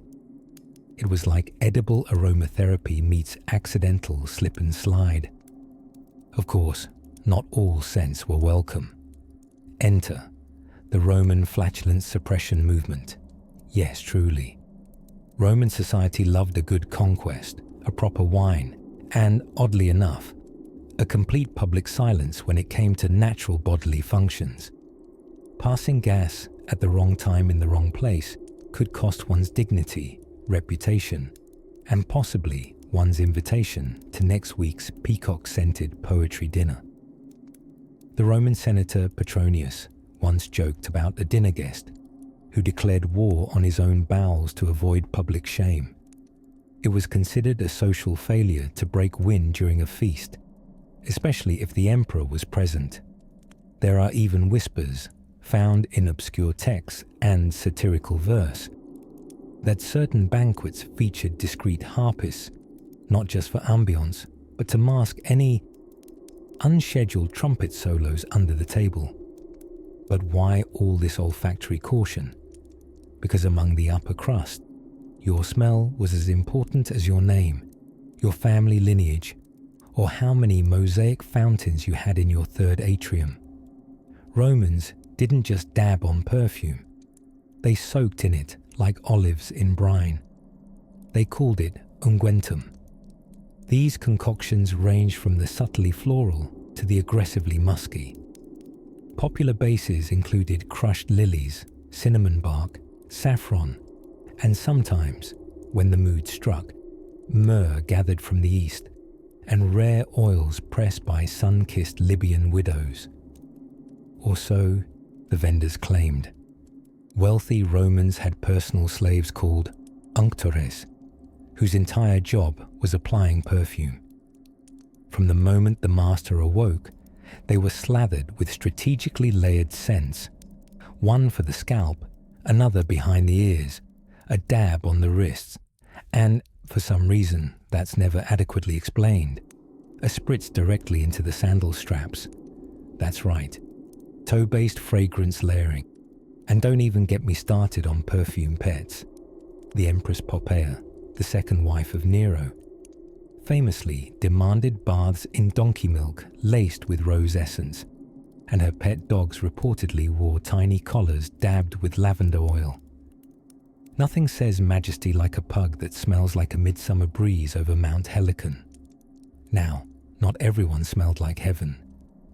The lower classes, those unlucky souls unable to afford rose-drenched donkey milk, often went for more utilitarian scents, such as soap made of goat fat and ashes, or the ever-popular I bathed last Saturnalia. That's about once a year, for those of you not fluent in Roman party calendars. Of course, gladiators had their own aroma niche. Known for a particular sweat, equal parts fear, pride, and heavy metal, they had a fan following composed primarily of wealthy matrons. Certain merchants went so far as to bottle gladiator sweat and sell it as a beauty ointment. Yes, indeed, if you were a Roman socialite in the mood to glow, it was nothing that a little essence of damp warrior elbow couldn't solve. Perhaps the most heartfelt Roman dedication to scent came from the brief fashion of perfume ceilings. At opulent banquets in wealthy villas, tiny nozzles in the dome ceilings would spritz guests below with custom fragrant sprays, sometimes coordinated with the course of the meal. Imagine a gentle mist of jasmine as your honey-roasted figs arrive. Just don't choke on them in surprise. So yes, the Romans were deeply obsessed with smell. Every occasion, every inch, torchlit dinners, military matches, meetings with the Senate. It all became a symphony of scents and a war against any intruding aroma. As the night thickens and incense winds like a ghost above a long-forgotten mosaic floor, picture the quiet after such a banquet. A perfumed hand waves goodnight, rose petals crunch faintly beneath embroidered shoes, and a discreet harpist packs up, having once again masked the evening's more primal musical interludes. And as you drift into sleep, let your nose rest easy, for in the next hush of history, we'll explore an even stranger ritual, a morning routine involving owl eggs, ancient anxiety, and hair that defies the laws of geometry. Of baths, banquets, and buttered statues. Let us now ease ourselves into a tepid Roman bath, one toe at a time, and drift lazily into the warm mists of Roman self-care, which involves much more oil, nudity, and bronze scraping than one might expect from a civilization revered for lawmaking and aqueducts. You see, for the ancient Roman, personal hygiene wasn't a private affair tucked away behind bathroom doors. It was an elaborate public performance. Imagine your Tuesday starting with a friend shouting, "To the Thermi." And that wasn't code for an espresso bar. It meant heading to the massive communal bathhouses, essentially wellness day spas with less cucumbers and more toga drama. A visit to the baths was a marathon of activity disguised as relaxation. You strolled into the high bay poditerium, the changing room where you'd undress unceremoniously in full view of your fellow citizens, and probably 3 senators discussing grain tariffs. Then came the fan tepidarium, a warm room designed for mellowing out, and after that, the bicaldarium, the hot one. Not unlike sitting in a steamy soup where everyone else is also the meat.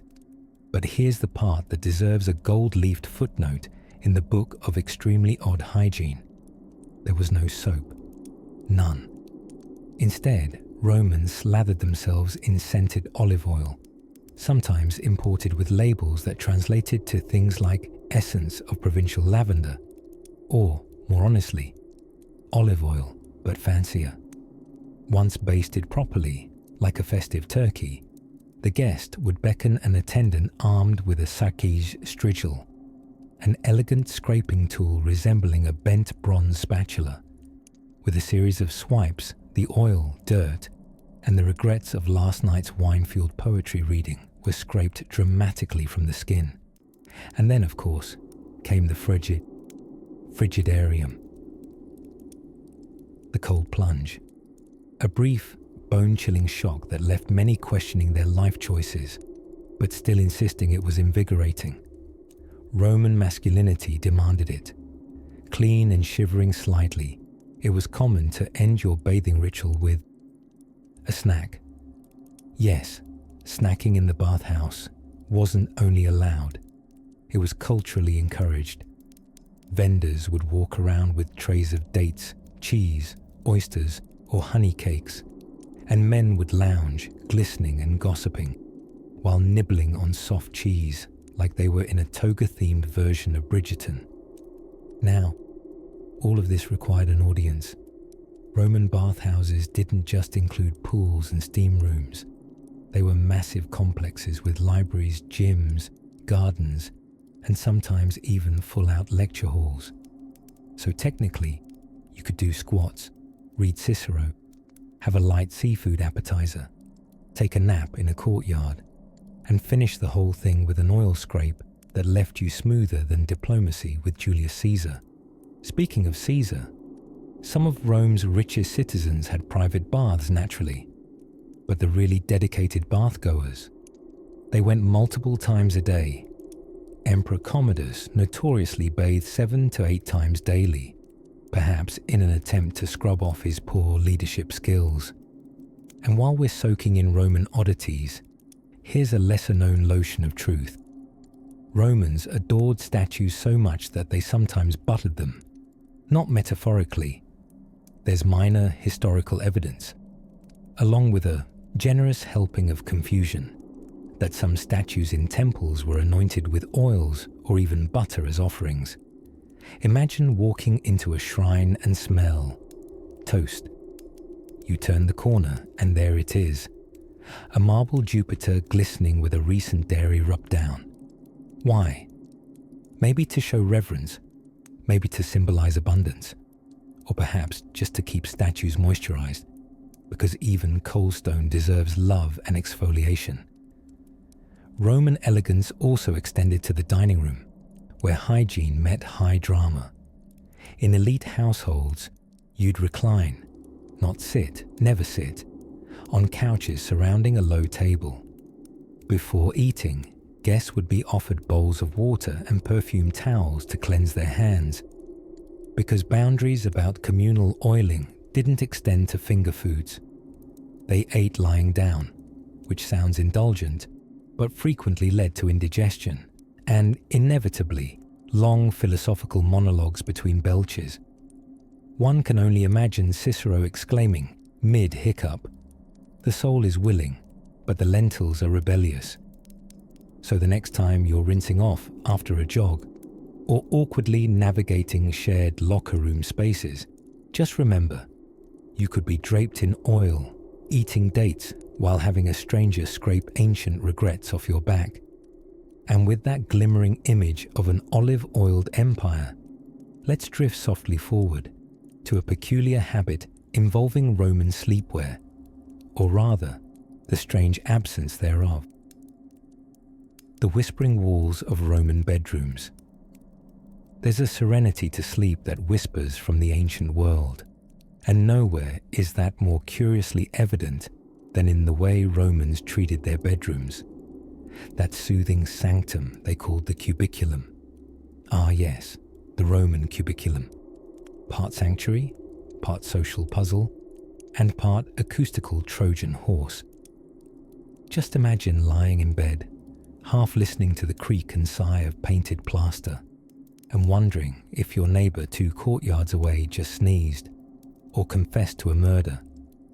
You see, Roman bedrooms were not exactly what we'd call private. As a matter of architectural mischief, or perhaps sheer optimism, Roman walls tended to be just thick enough to obscure intentions, but never thick enough to stifle intrigue. In fact, bedrooms often doubled as passageways, handy for surprise visits from over-enthusiastic relatives or particularly sneaky philosophers. For most plebeians living in tight insulae, Roman apartment buildings that were somehow both crowded and flammable, the bedroom was less of a room and more of a bed-adjacent nook, sometimes with a curtain, occasionally with a door, rarely with dignity. Yet sleep wasn't just a necessity, it was a lifestyle, and like all things Roman, it had rules, rituals, and rumors. First off, one's bed was ideally placed facing east. Why east?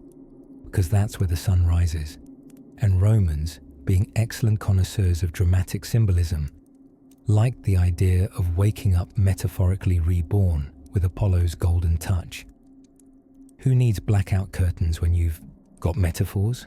Now, some wealthier Romans took this a step further by commissioning frescoes on bedroom walls. Ethereal garden scenes, sleepy gods reclined among grapevines, or occasionally a full-blown orgy involving more mythological creatures than you can respectfully fit on a chaise lounge. These weren't just decorative. According to some Roman thinkers, what you fell asleep looking at could influence your dreams. Optimistic, surely, but also ambitious. Dream a little Dionysus. Wake up feeling vineyard fresh. And what of the beds themselves? Contrary to modern sleep science, which frowns upon sleeping on something resembling a wooden park bench wrapped in regret, the Roman bed was not what you'd call cloud-like. There were no memory foams, no adjustable lumbar supports, just a sturdy wooden frame, a webbing of leather straps, and a mattress stuffed with anything from straw to wool to old disillusionments. If you were lucky or rich, it might be filled with feathers. If you were not, it might be hay and the vague sound of a neighbor arguing with his cat. Before retiring for the night, many Romans whispered short prayers to Somnus, the god of sleep, who looked suspiciously like someone who had just hit the snooze button in the sky. Somnus had wings on his temples, which surely must have made pillow shopping difficult. But prayers were only the beginning.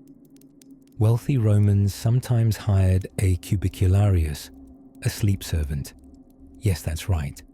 Someone whose entire job it was to ensure your bedroom remained suitable for slumber, with tasks that ranged from prepping the bed linens to gently fanning your face. Imagine appointing someone to stand silently nearby in case your feet get too hot at 2 a.m. luxury, or the fastest way to make your nightmares more social. Of course, no chapter on Roman sleeping habits would be honest without addressing the peculiar habit of nocturnal symposiums, because what better place for a philosophical debate about the nature of death and shoelaces than on a mattress with wine in hand, surrounded by yawning intellectuals. These bedtime salons, so to speak, were the ancient equivalent of texting your entire grad school cohort at midnight to discuss polygon theory, sleep optional. And despite all of this elaborate sleep architecture and dreamy aspiration, many Romans, particularly the poor, couldn't afford the luxury of a bedroom at all. They slept in communal spaces, curled beside open hearths, shop counters, roofs, stairwells. Everywhere became a cubiculum if your eyes drooped long enough. It wasn't ideal, but there's an undeniable poetry to a city full of dreams fluttering from every corner. So next time you lie beneath your soft sheets, grumbling that your pillow isn't cool enough, spare a thought for the Roman couple arguing gently behind a curtain wall, as the painted frescoes stare on in mythological judgment. And if the walls murmur don't worry. Ancient Romans would simply nod, knowingly, and say, even the plaster needs gossip. Drift now gently as we tiptoe from these whispered walls toward a rather unexpected Roman obsession, one involving fermented fish sauce and a questionable sense of smell. The loincloth conundrum and the art of Roman laundry.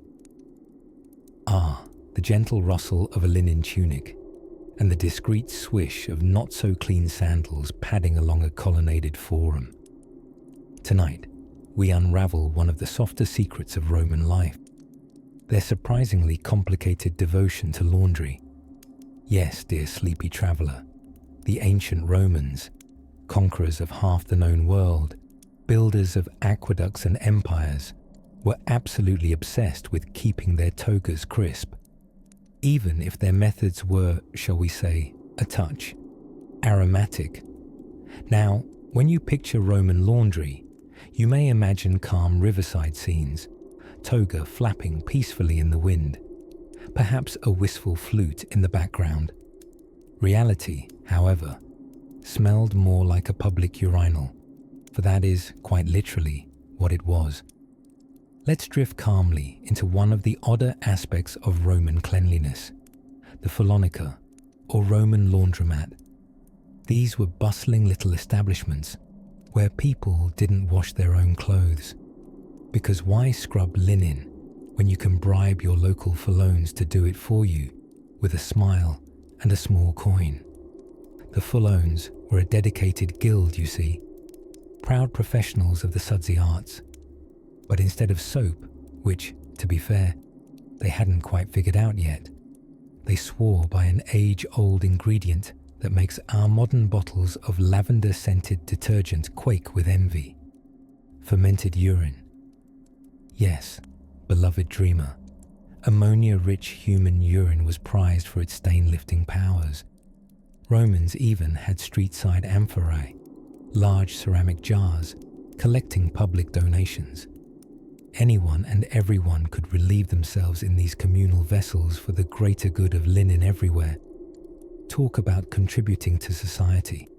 To make the magic happen, the Pholones would soak tunics and togas in a warm bath of diluted urine, known modestly as Phylonica liquor, mixing it with water and sometimes clay or ash.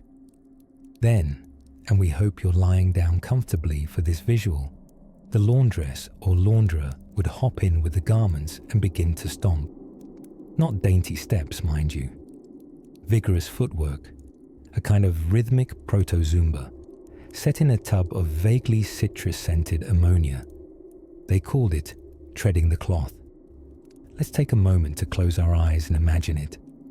A pair of burly calves bobbing up and down in a foamy vat of old tunics, as the sweet summer air carries whispers of both cleanliness and something else.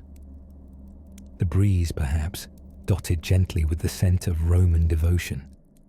After that initial stomp and soak, the garments still had a journey to complete.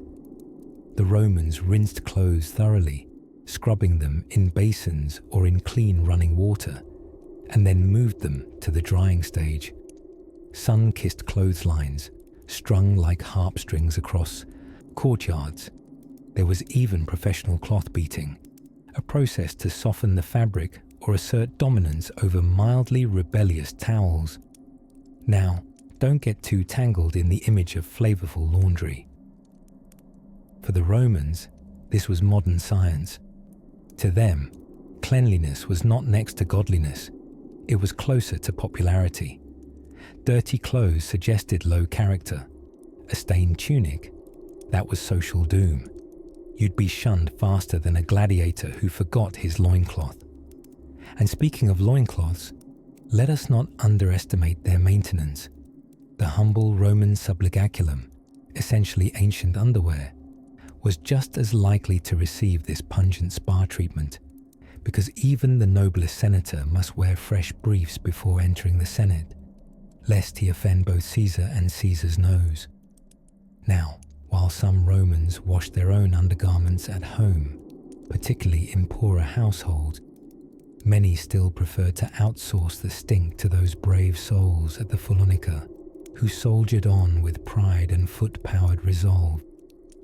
In Pompeii alone, excavators found multiple Follonicae, including an enormous one complete with decorative frescoes, because nothing says luxury like a wall painting of Neptune watching over your urine-curated toga.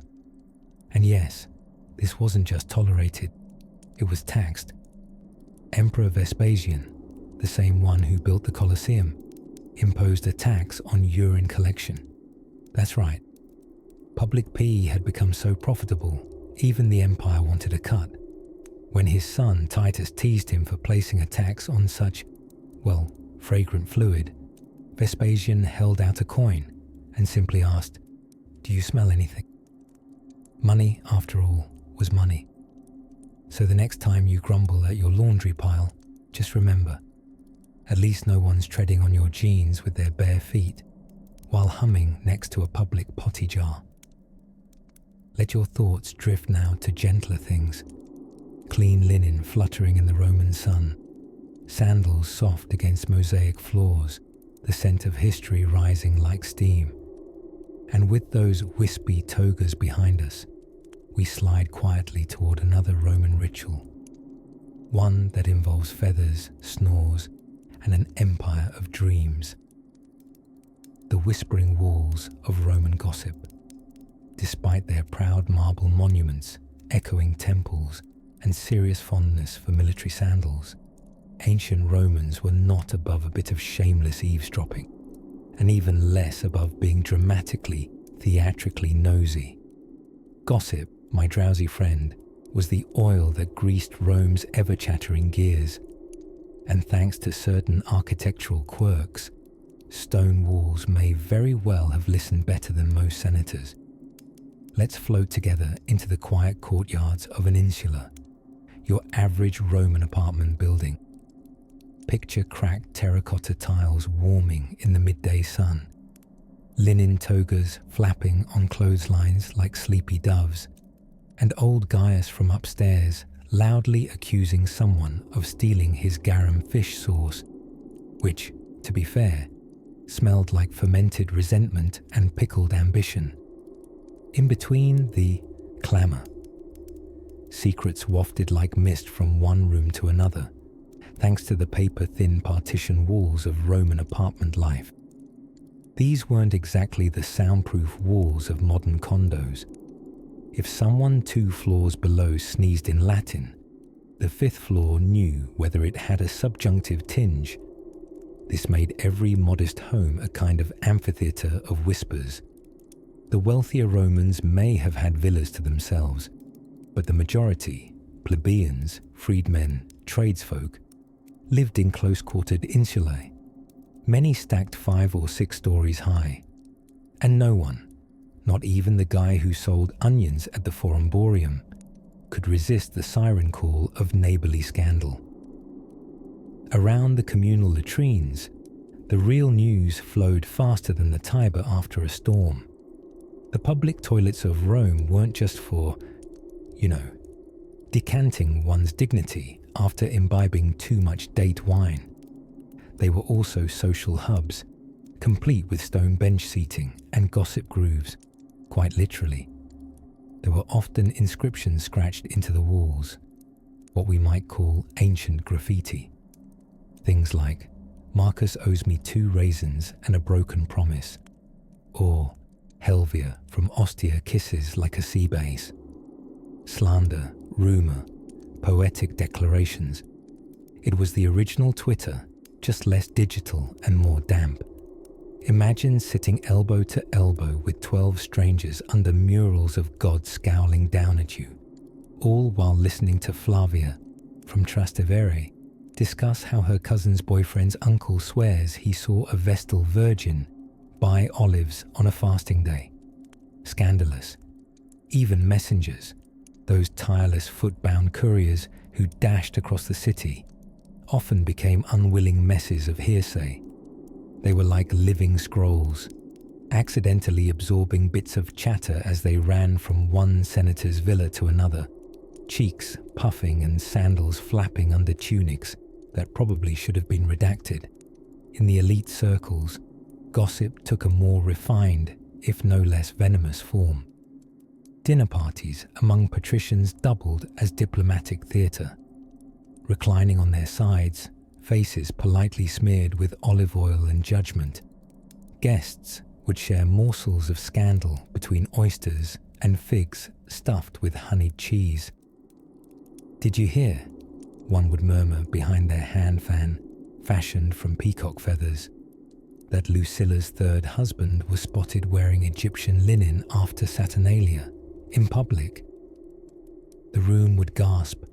One person would faint decorously into their wine. Someone else would delete Lucilla from their social calendar, using the stylus of silence. It was performance art, really. Then there were the baths. Oh, the baths. If Rome's aqueducts were its arteries, the public bathing complexes were its steaming, soapy ventricles. Hundreds would gather daily, mingling, scrubbing, lounging, backgammoning, and exchanging affectionate slander in between plucks of body hair. The baths were simultaneously places of cleansing and contamination, not of body, but of privacy. If you so much as flirted with the wrong baker's apprentice, or accidentally belched during the wrong senator's poetry recital, every bather from the Palatine to the Aventine knew before your towel had fully dried. Of course, not all Romans fed their gossip addictions with such relish. Some mild, plodding souls, perhaps like ourselves, preferred to curl up with a scroll and ignore the rumblings of freshly minted drama. But that was only possible for so long. In Rome, scandal was airborne. Even beeswax tablets suspected things. And so, when night crept across the city, and the gutters murmured with echoes of sandals and rain, even the shadows seemed to carry bits of hearsay. The moon slid over tiled roofs, like a priestess whispering secrets to the silent crowd, while somewhere below, a disgruntled husband plotted how to reclaim his missing cheese wheels. Last seen, suspiciously, in his neighbor's kitchen. But sleep approaches now, stealthier than a senator's servant with loose lips and better sandals. Close your eyes. Let the marble hush of Rome's gossiping walls cradle you a while. Tomorrow, we'll drift into yet another odd delight. Something that involves a rooster, a calendar, and one very confused emperor. The great Roman plunger mystery. If you wandered into a wealthy Roman's domus, say, sometime between a light breakfast of olives and an intense debate about the shape of Jupiter, you might stumble, quite literally, upon an item the modern mind has trouble filing away. A sponge on a stick. Yes, a sponge. On a stick. Officially known to scholars with too many degrees as the tesorium, and unofficially known as the reusable nightmare of Roman public bathrooms. Now, let's pause and take a deep breath, ideally through our nose, and not our imagination, and picture this soothingly horrifying sight. You, a fine, toga-draped Roman citizen, arrive at a latrina, the communal toilet. There's no stall, no privacy, just a satisfying row of stone seats with oddly familiar keyhole-shaped grooves. You sit, you contemplate life. Perhaps you even recite a line of Virgil, and once your digestive epilogue has reached its final stanza, you reach for the sponge stick. This innocent tool rested in a channel of water or vinegar, depending on the financing of the latrine stockholder meeting, near the benches there to be used, rinsed, and returned to the next hopeful posterior. And yes, it was shared. But don't fret too much. Romans considered this more sanitary than the various alternatives, like pebbles, shards of pottery, or just wishful thinking. Here we find an oddly comforting thought. The ancient world had public utilities, public toilets, and very public bathroom etiquette. You weren't alone in your most vulnerable hours.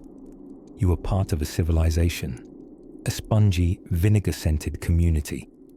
Of course, the tersorium wasn't the only hygiene habit that draws both raised eyebrows and sleepy minds. Romans had other morning rituals that sound like a blend of wellness spa and comedically misguided science experiment. Many brushed their teeth with powdered mouse skulls or charcoal.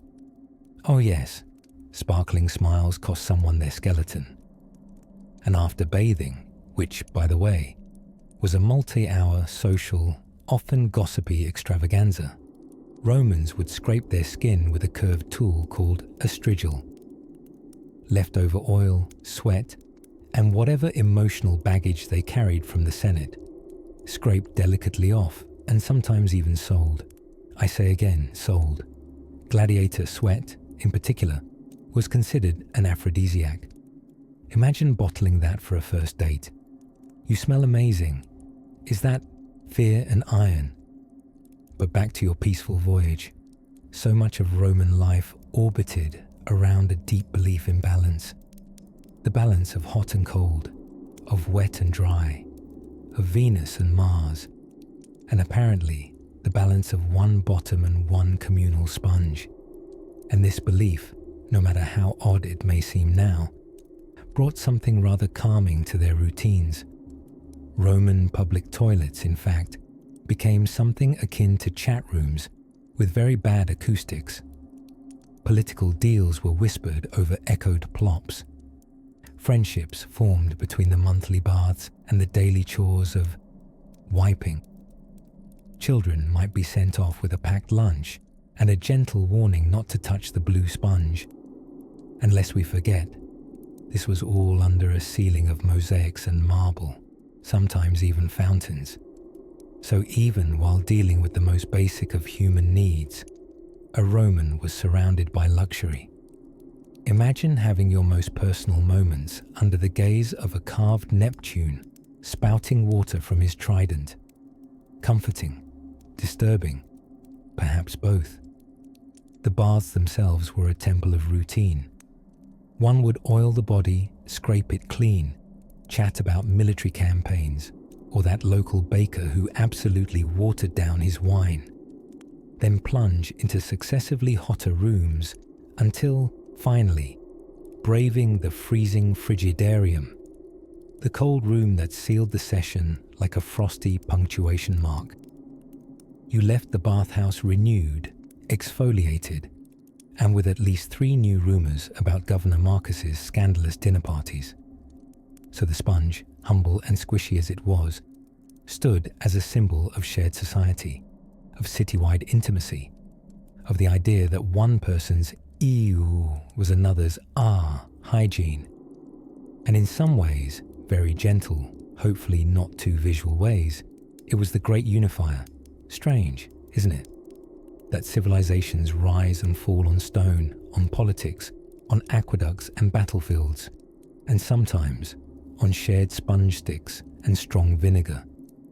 And now, as your eyelids begin their own slow descent, much like a Roman senator after 3 goblets of watered wine, we'll leave behind the sponge and stroll softly into another daily custom even more delicate than, well, you know.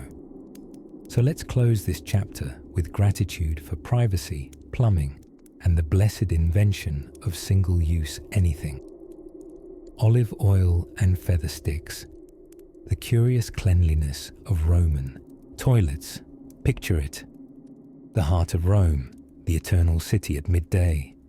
Chariots clattering in the streets, togas flapping like sailcloth in the breeze. And somewhere just past the forum, a row of stone benches with large, alarmingly symmetrical holes carved into them. No stalls, no privacy, just you, a few senators, someone's mother-in-law, and the unmistakable sounds of digestion. The Roman public restroom. Yes, the ancient Romans were astonishingly advanced, but their bathroom habits were a strange blend of hygienic genius and, well, communal bonding that feels more like an awkward social experiment. Let's start with the basics. Roman toilets, also known as latrinae, weren't tucked away behind closed doors. They were open air or partially covered, often located in public bathhouses or marketplaces. Approaching them, one would see a long bench of marble or smooth stone, perhaps even tastefully decorated, because even in waste management, aesthetics mattered, punctuated with evenly spaced holes. Each hole was both a personal invitation and a public understanding. No doors, no dividers, just cheerful conversation between strangers, with intermittent pauses for what we'll delicately call concentration. Now, there are many things the Romans lacked: electricity, instant noodles, but they didn't lack appreciation for water systems. These public latrines were ingeniously plumbed. Fresh water constantly flowed in channels beneath the benches and along the footrests, whisking away. Roman deposits. It was like an infinity pool of sewage, only less glamorous and rather more fragrant. But the real pearl in this particular oyster of history is what came after the business. The Roman equivalent of toilet paper was a communal stick, a wooden or metal shaft with a sponge affixed to one end. This delightful contraption had a name: tersorium. It was stored in a bucket of vinegar or brine between uses, which was thought to be a disinfectant. Think of it as the original reusable wipe. Or don't, if you're trying to drift off to sleep. The shared nature of the tersorium strikes modern minds as slightly horrifying. But to the Romans, it was oddly normal, just another thing one accepted, like the smell of fish sauce on everything or the inescapable presence of extended family. Now, this might feel like the setup to a tragic hygiene-themed comedy, but bear with me. There's a real softness to consider here, something gentle in their pragmatic approach. Romans believed cleanliness was next to Romanitas, and daily washing in the bathhouses was a core part of their identity. The tersorium, vinegar bucket and all was just a piece in that larger mosaic of cleanliness. After their visit to the latrine, one might wash hands in scented water, anoint the skin with olive oil, and discuss politics while their backside dried in the Mediterranean breeze. And while we're on the topic, olive oil played a starring role. Not only was it used in cooking and lamp lighting, but it was also essential for bathing. Instead of soap, Romans slathered themselves in olive oil, then scraped away the grime with a curved tool called a strigil. Imagine a metallic banana peel being gently dragged down your skin as your friend recited odes in the background. It was a full, sensual affair. But back to the bathroom. Latrines often featured decorative carvings, nymphs, dolphins, or half-smirking gods watching you relieve yourself. Some even had cheerful graffiti on the walls, advising users on good manners or worthy philosophical thoughts. One actual Roman inscription near a latrine read, quite encouragingly, "Cacetur cave malum," loosely, "Dear pooper, beware of evil." Charming. Even in their most private acts, Romans were a public people. They played dice while seated, flirted, exchanged gossip, and conducted business deals. The term board meeting may never feel the same to you after this. Sure, we can chuckle from the safety of our rolling paper and flush handle era, but there's something almost poetic in their approach. A community, bound together not just by roads and empire, but by an open bench, a shared sponge, and a common understanding that all Romans, even emperors, had to go sometime. So as you curl deeper into that pillow of yours, and the gentle rustlings of sleep draw near, soothe yourself with the image of toga, wearing senators discussing foreign policy while passing around a damp hygiene stick. because if the mighty Julius Caesar could conquer Gaul by day and politely wait in line for a sponge by night, surely you, dear dreamer, can sink peacefully into slumber without needing to check your email again. Next, we'll slide softly into something even more peculiar: how Romans used ashes, snail slime, and goat hair to exfoliate their skin, all in the name of beauty. The whispering feather of the Flavian barbers Rome, darling of the Tiber, city of arches and ambition, had many strange customs fluttering through its colonnades like gossip on the breeze. And among the strangest of these was the Roman relationship with hair, especially when it came to getting rid of it. While some civilizations grew beards that could double as windbreakers, the Romans preferred to be incomprehensibly smooth. Enter the tonstrina. No, it's not a pastry, though it does sound delicious, doesn't it? The tonstrina was your friendly neighborhood barbershop, equal parts grooming salon, public confessional, dramatic theater, and, depending on how sharp the razors were that day, mild gladiatorial arena. The daily trip to the tonstrina was a ritual that involved far more than just a quick snipping of one's curls. Roman men didn't just go for touch-ups, they went for transformation. Think of a barber not as a simple hair cutter, but as a sort of sculptor in tunics, wrestling with ear hair as if it were a political foe. Now, here's where things get delightfully absurd. Among the many tools a Roman barber had in their kit, from razors forged in bronze to tweezers that would haunt your dreams, there was one item that held great prestige: the whispering feather. This wasn't its actual name, of course, but it might as well have been. A light goose feather, fluffed to ridiculous perfection, was used in the final stage of the Roman shave, the tickle brush.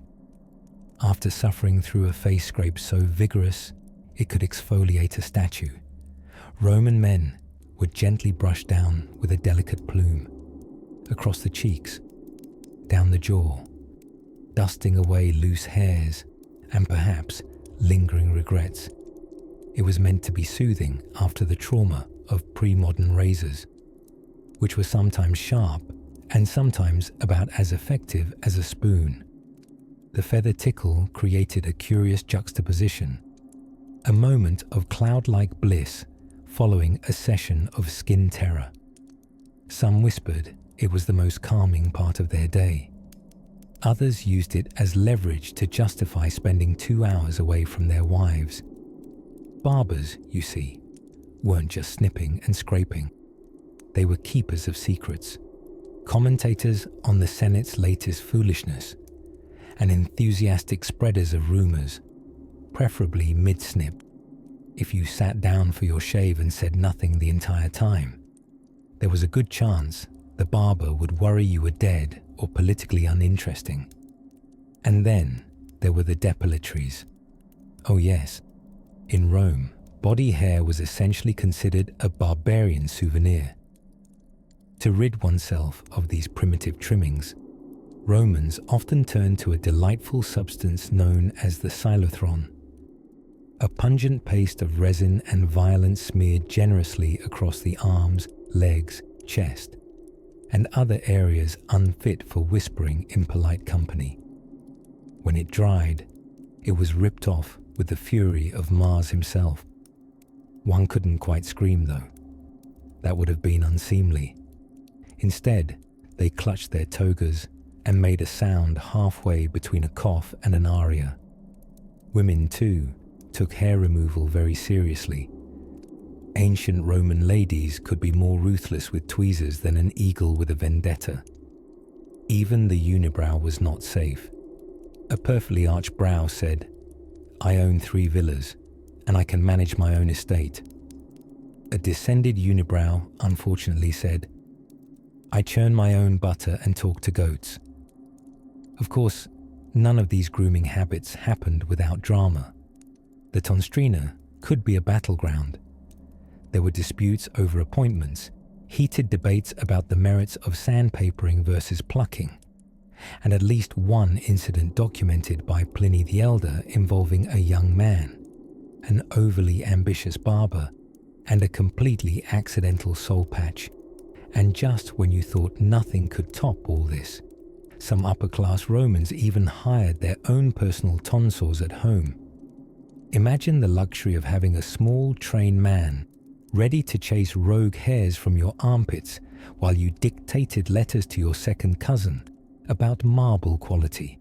By the end of the day, after the cuts and plucks and the notable lack of anesthesia, all was made right again with the whispering feather.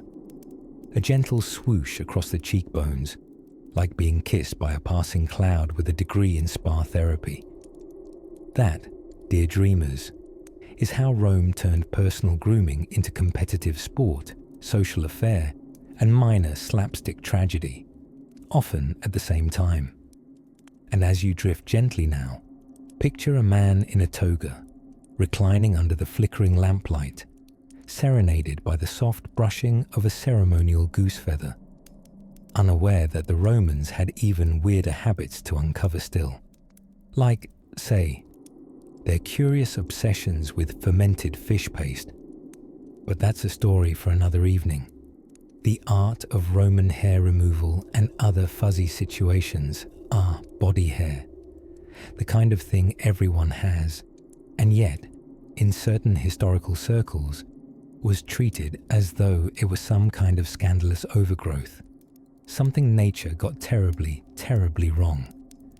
If you ever assumed Roman daily routines ended at olive oil massages and wine sipping under frescoed ceilings, allow yourself to enter the more delicate and strangely dedicated world of ancient Roman grooming.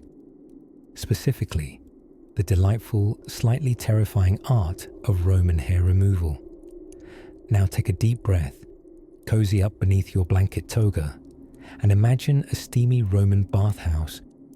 Marble seats warm, the scent of eucalyptus oil wafting softly through mist. Somewhere near the heated pools, behind a wall carved with sea gods and lounging nymphs, there's a line forming, not for a dive into the frigidarium, but for the plucking station. Yes, plucking. One of the most sought-after professionals in the ancient Roman grooming industry was the tonsor, part barber, part therapist, part gentle torturer of hair follicles, but for more intimate areas and more elite clientele, there were specialists known as alipillari, whose sole job was to remove every offending hair from places Romans considered unseemly. Now, Romans, especially upper-class men and women, equated smoothness with civilization. Hairlessness was noble. Any sign of wild fuzz suggested a certain, well, barbarian energy. Think of it this way: the smoother you were, the more respectable. A veritable dolphin among men. The process, however, was neither smooth nor particularly respectable. Roman depilation often involved being slathered in a pungent mixture of resin and pitch, which is as sticky as it sounds, and only then having the concoction ripped away in a maneuver suspiciously similar to modern waxing, though with considerably less spa ambience. If resin wasn't available, a pair of tweezers would do nicely, and no numbing cream existed beyond perhaps a strong gulp of wine and a determined grip on a wooden bench. The most elite households would employ their own alipillarius, who might spend several hours delicately extracting arm hairs as the client debated whether the new Senate edict on aqueduct tariffs could be improved with more marble statues. This hair-flaying process, let's give it its majestic Latin term, depilatio horrorem maximus, was popular among gladiators, who couldn't let unintended chest curls distract the cheering crowd, as well as among senators' wives trying desperately to stay fashionable under their stolas. There were also creams made from ingredients like arsenic and quicklime. Yes, arsenic. the same substance known for its cozy association with poisoning emperors and disputatious relatives.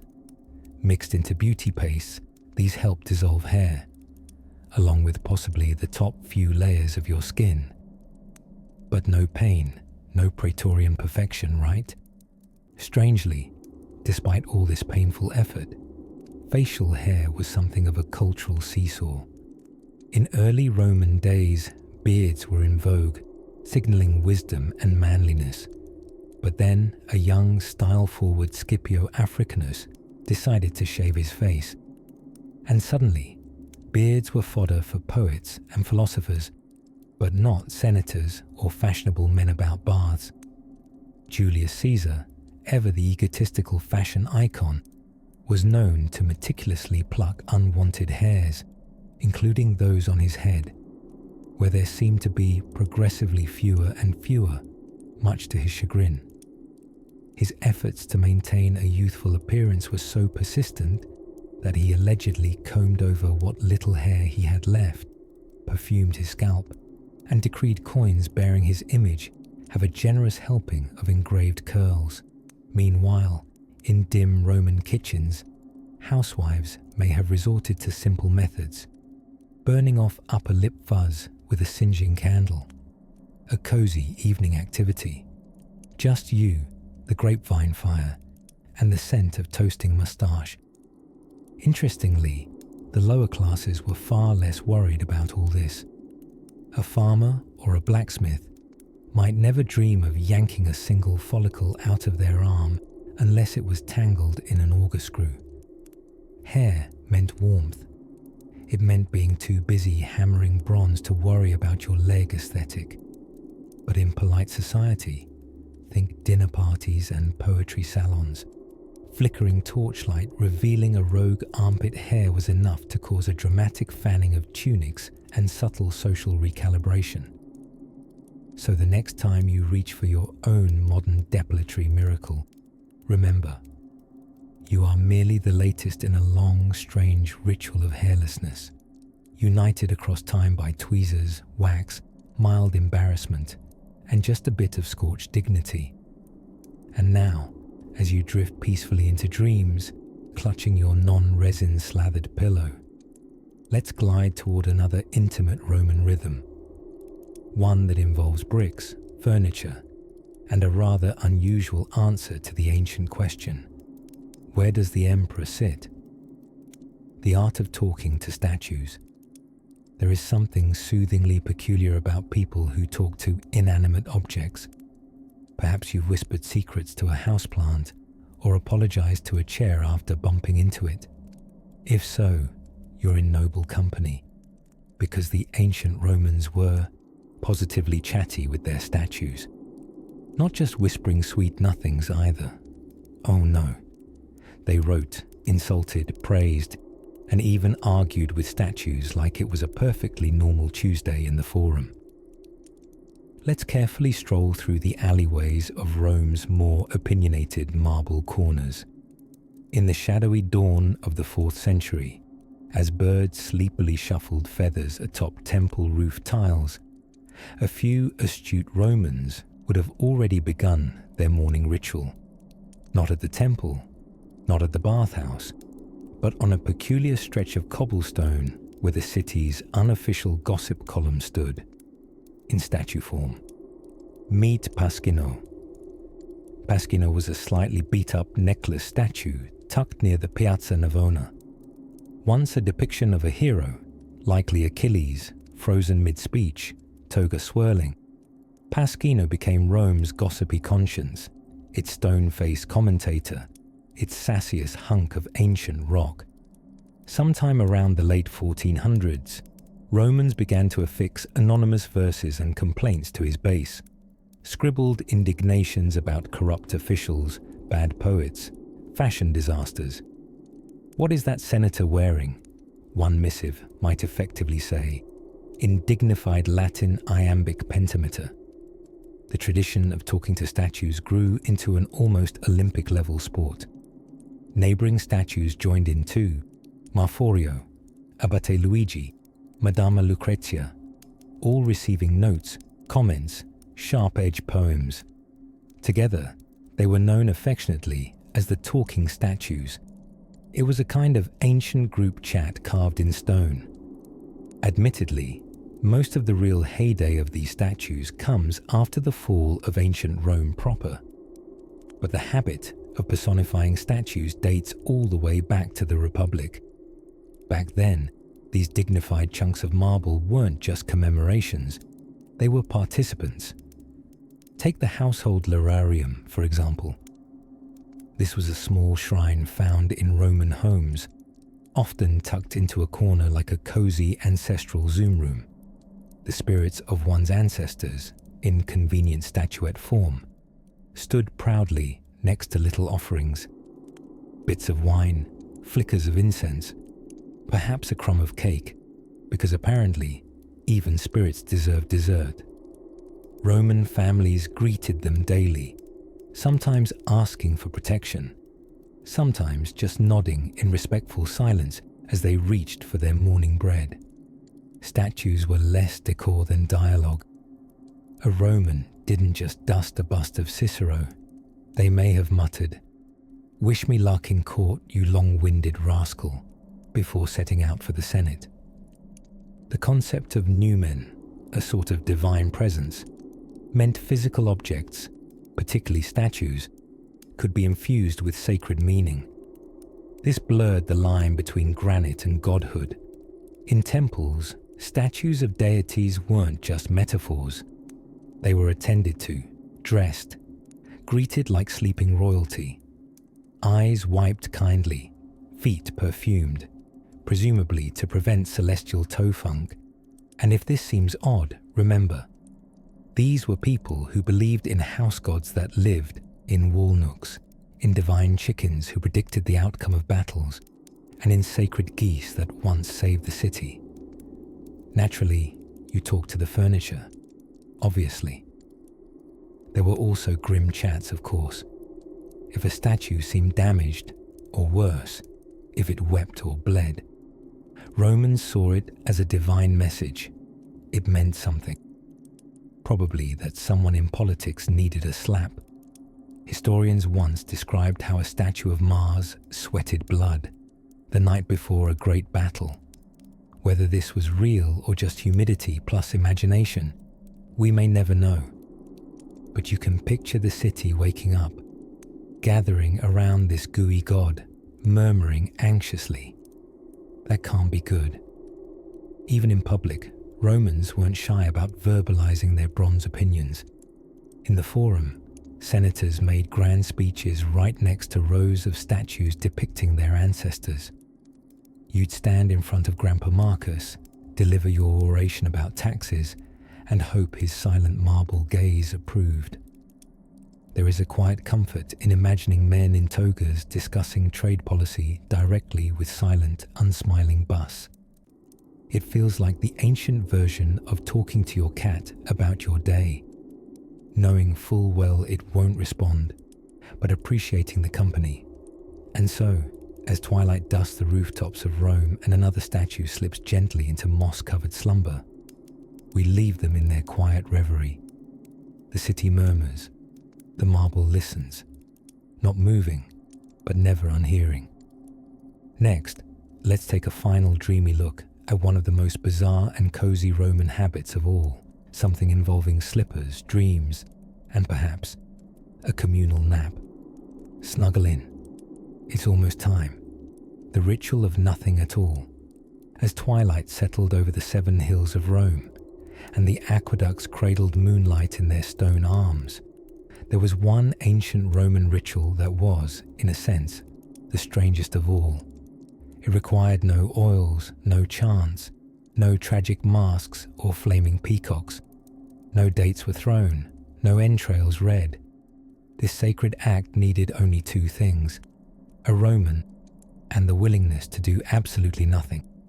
To us that sounds suspiciously easy, but for the Romans, who had manageably frenetic lives full of banquets, business, and deliberate defecation schedules, doing nothing was a surprisingly demanding habit. Enter the concept of ars otium. That's spelled Otium, but pronounced with the kind of lazy lilt one might use while lounging in a toga under a fig tree with a goblet of not too warm wine. Otium was, in essence, leisure, but not mindless leisure, not fall asleep in the vomitorium leisure. It was thoughtful, elegant, structured nothingness. Cicero, Rome's favourite orator and possibly the first man to overthink a nap, wrote of otium as not just resting but cultivating the soul. This is a fancy way of describing what some modern people experience by journaling, watching clouds, or alphabetizing their spice rack without the intent to cook anything. The Romans, you see, didn't believe that day was complete without a solid portion spent not achieving. There were rules, of course. There are always rules. First, you needed the right setting. A small countryside villa was ideal. Urban apartments near the Forum would not do. Too many geese, gladiators, and street poets shouting about morals. The villa should be adorned with art you didn't have to understand, scrolls you didn't plan to read, and gardens populated with purposefully neglected statues of gods who weren't fussed if your ivy overtook their chins. Next came preparation. Wrap yourself in your loosest, most toga-y toga.